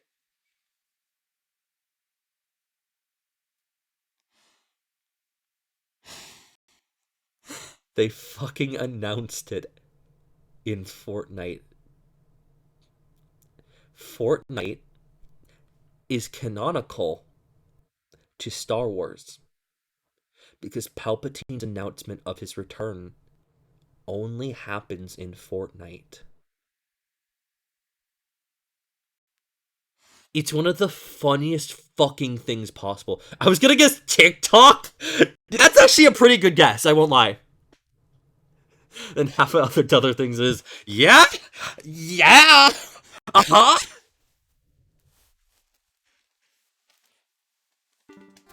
Yeah, it fucking is. A lot of, fucking Fortnite being canonical to Star Wars is, kind of does a lot of shit. To be fair, though, even before Fortnite, did you know that Indiana Jones was canonical to Star Wars? Or at least canonical to the Star Wars EU? Because, as it turns out, Indiana Jones was frozen in time so long that he ended up, ending up in Star Wars. I don't know what real life is parroting, but stop, it's not funny.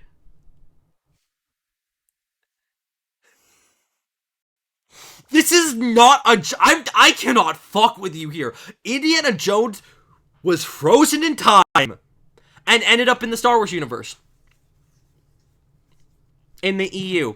Now, okay, I don't think technically, I think in this regard, Indiana Jones is canonical to Star Wars, but Star Wars is not canonical to Indiana Jones, if that makes sense. But, like, 100% Indiana Jones exists in Star Wars. It's very funny, actually. What about the creepy Exegol and Palpatine scenes? I think those scenes are visually amazing, no one points it out. Here's what I'll say about, Exegol is a very well-rendered, well-designed planet. I think it does look good. I think Exegol as a concept is, in my opinion, I think Exegol is kind of dumb. Like, I get it. Technically, there are planets. I mean, I get it. There are planets that have been in existence. There are planets that no one knew about for a very long time. They were just not known. Like, Kamino was not known about in the Jedi records because the Sith wiped it from the archives. Exegol is the planet that the final conflict on in the Rise of Skywalker takes place. It's a Sith it's the Sith homeworld where Palpatine secretly was being cloned for over 3 decades. And it's where the final fight takes place. Specifically, the Final Order, the fleet of the Final Order was built in secret, which I think is also dumb, if I'm being honest. But it's fine. It's where they were building the Final Order's fleet, and then oh come on, yeah, this is something else. Okay, wait, question. For the Americans and stuff, this is a topic, but I'm wondering, how do you know about the proper Henry Hoover vacuums? Yeah, I know what a Henry Hoover vacuum is. Yeah. What about it? I'm talking about the scenes in Palpatine and his harness machines off the planet, and the build up to Rey rocking there. I'm glad you know as much Star Wars first stream than all this much. Oh, I love Star Wars. Again, Star Wars is like one of my, I wouldn't say secret hyperfixations, but I don't talk Star Wars a lot on stream, but I do love Star Wars a lot, honestly. which makes it all the more disappointing that the Rise of Skywalker happened, in my opinion. Again, people can like Rise of Skywalker, and I'm happy, I'm happy you enjoy the Rise of Skywalker. I just can't stand it. I don't like it. I think is devoid of I think it is devoid of everything. It's just shallow, in my opinion. Again, I'm not trying. Again, my opinion. Yeah, I agree. It's right over boat, but I like it for specific reasons. That's fair. Yeah, you're valid for that. Yeah, I get it. Fair enough. I also do like the waterfront planet where the Death Star 2 fell. I think the fight between Rey and Kylo Ren was very well. I thought that was a very fun fight. I love the waterfront and the way that the waves crash around it, causing such a more like it makes it so much more dramatic in a very interesting way. I like that. Otherwise, I don't really know. The Palpatines are some of the best visual. Oh my god, there is something fucking happening in this room, and I don't know what. And I'm dead. And we're out of time on this level anyways, that's fine. The Palpatine scenes are some of the best visual dramatic scenes I've ever seen, but most people let the writing distract them from that, in my opinion. Fair enough.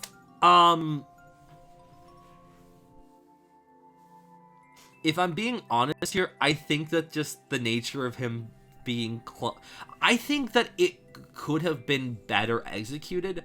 I think there's some interesting visual to it.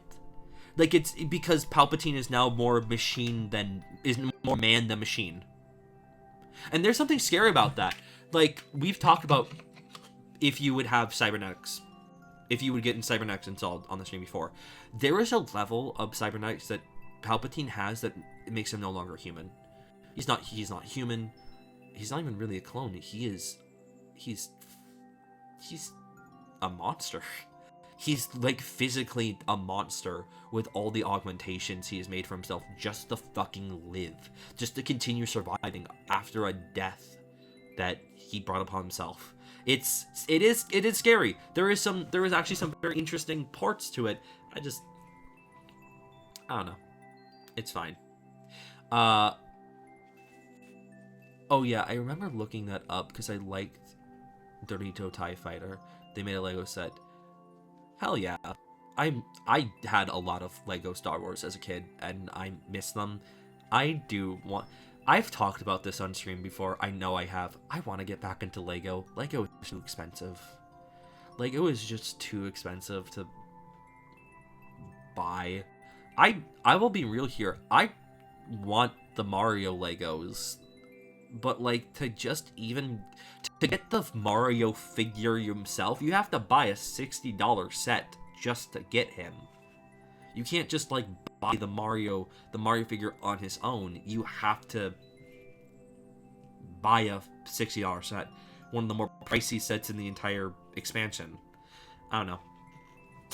Good evening, gamers. How we doing?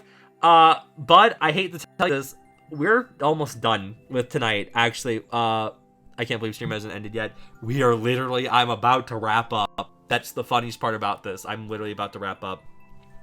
I love Lego as well, but I had to cut back because it's getting more expensive. Yeah, it is. And like, in this regard, technically speaking here, Legos have gotten just more high quality overall, and they have changed their product to now, they're going to start changing their product to be recyclable. They're going to make all Legos recyclable, which is awesome. So like, if they gotta change the product, if they gotta change the price to make the product more, you know, eco good. I don't know if the better word is so good to put there. Make it more eco-friendly. There we go. Then sure, that's fine. But like, I agree. It's just a little more expensive. There's one person at the rec center. I've not seen one people before. I love him so much. Nice. Hell yeah. I can't, Lamal, of course. It's what happens. I appreciate you joining us, though. I don't know if I can make it to Mario Maker 2s anymore now that I have IRL DSA. So Mario... Oh, damn. I mean, that's okay. That's okay. The thing here is that if you want to join me, and you have the ability to join me, and you do, that's all I care about. I appreciate just taking time, any time at all, to join a stream. That means the world to me. So like, but if you can only show up, if you can't make Mario Makers, or you can only show up at the very ends of them, I still appreciate that.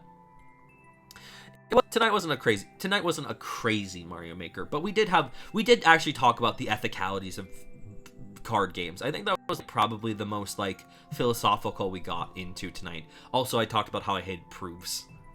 Fuck proofs, actually. I hate math proofs.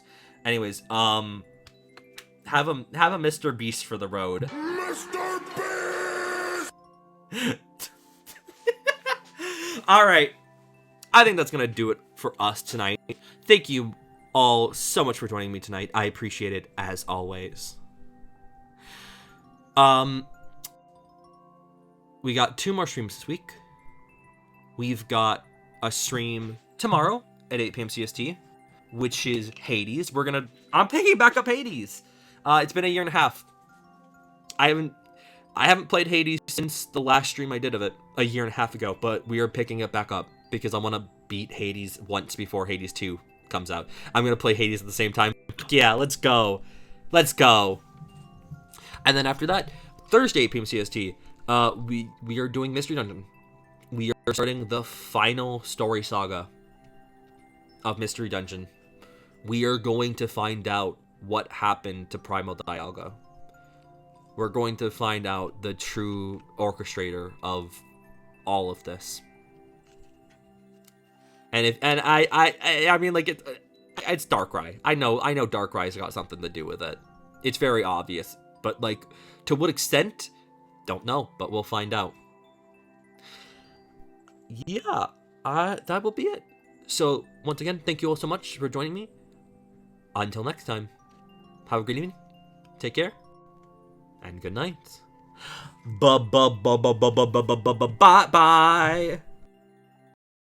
Bye.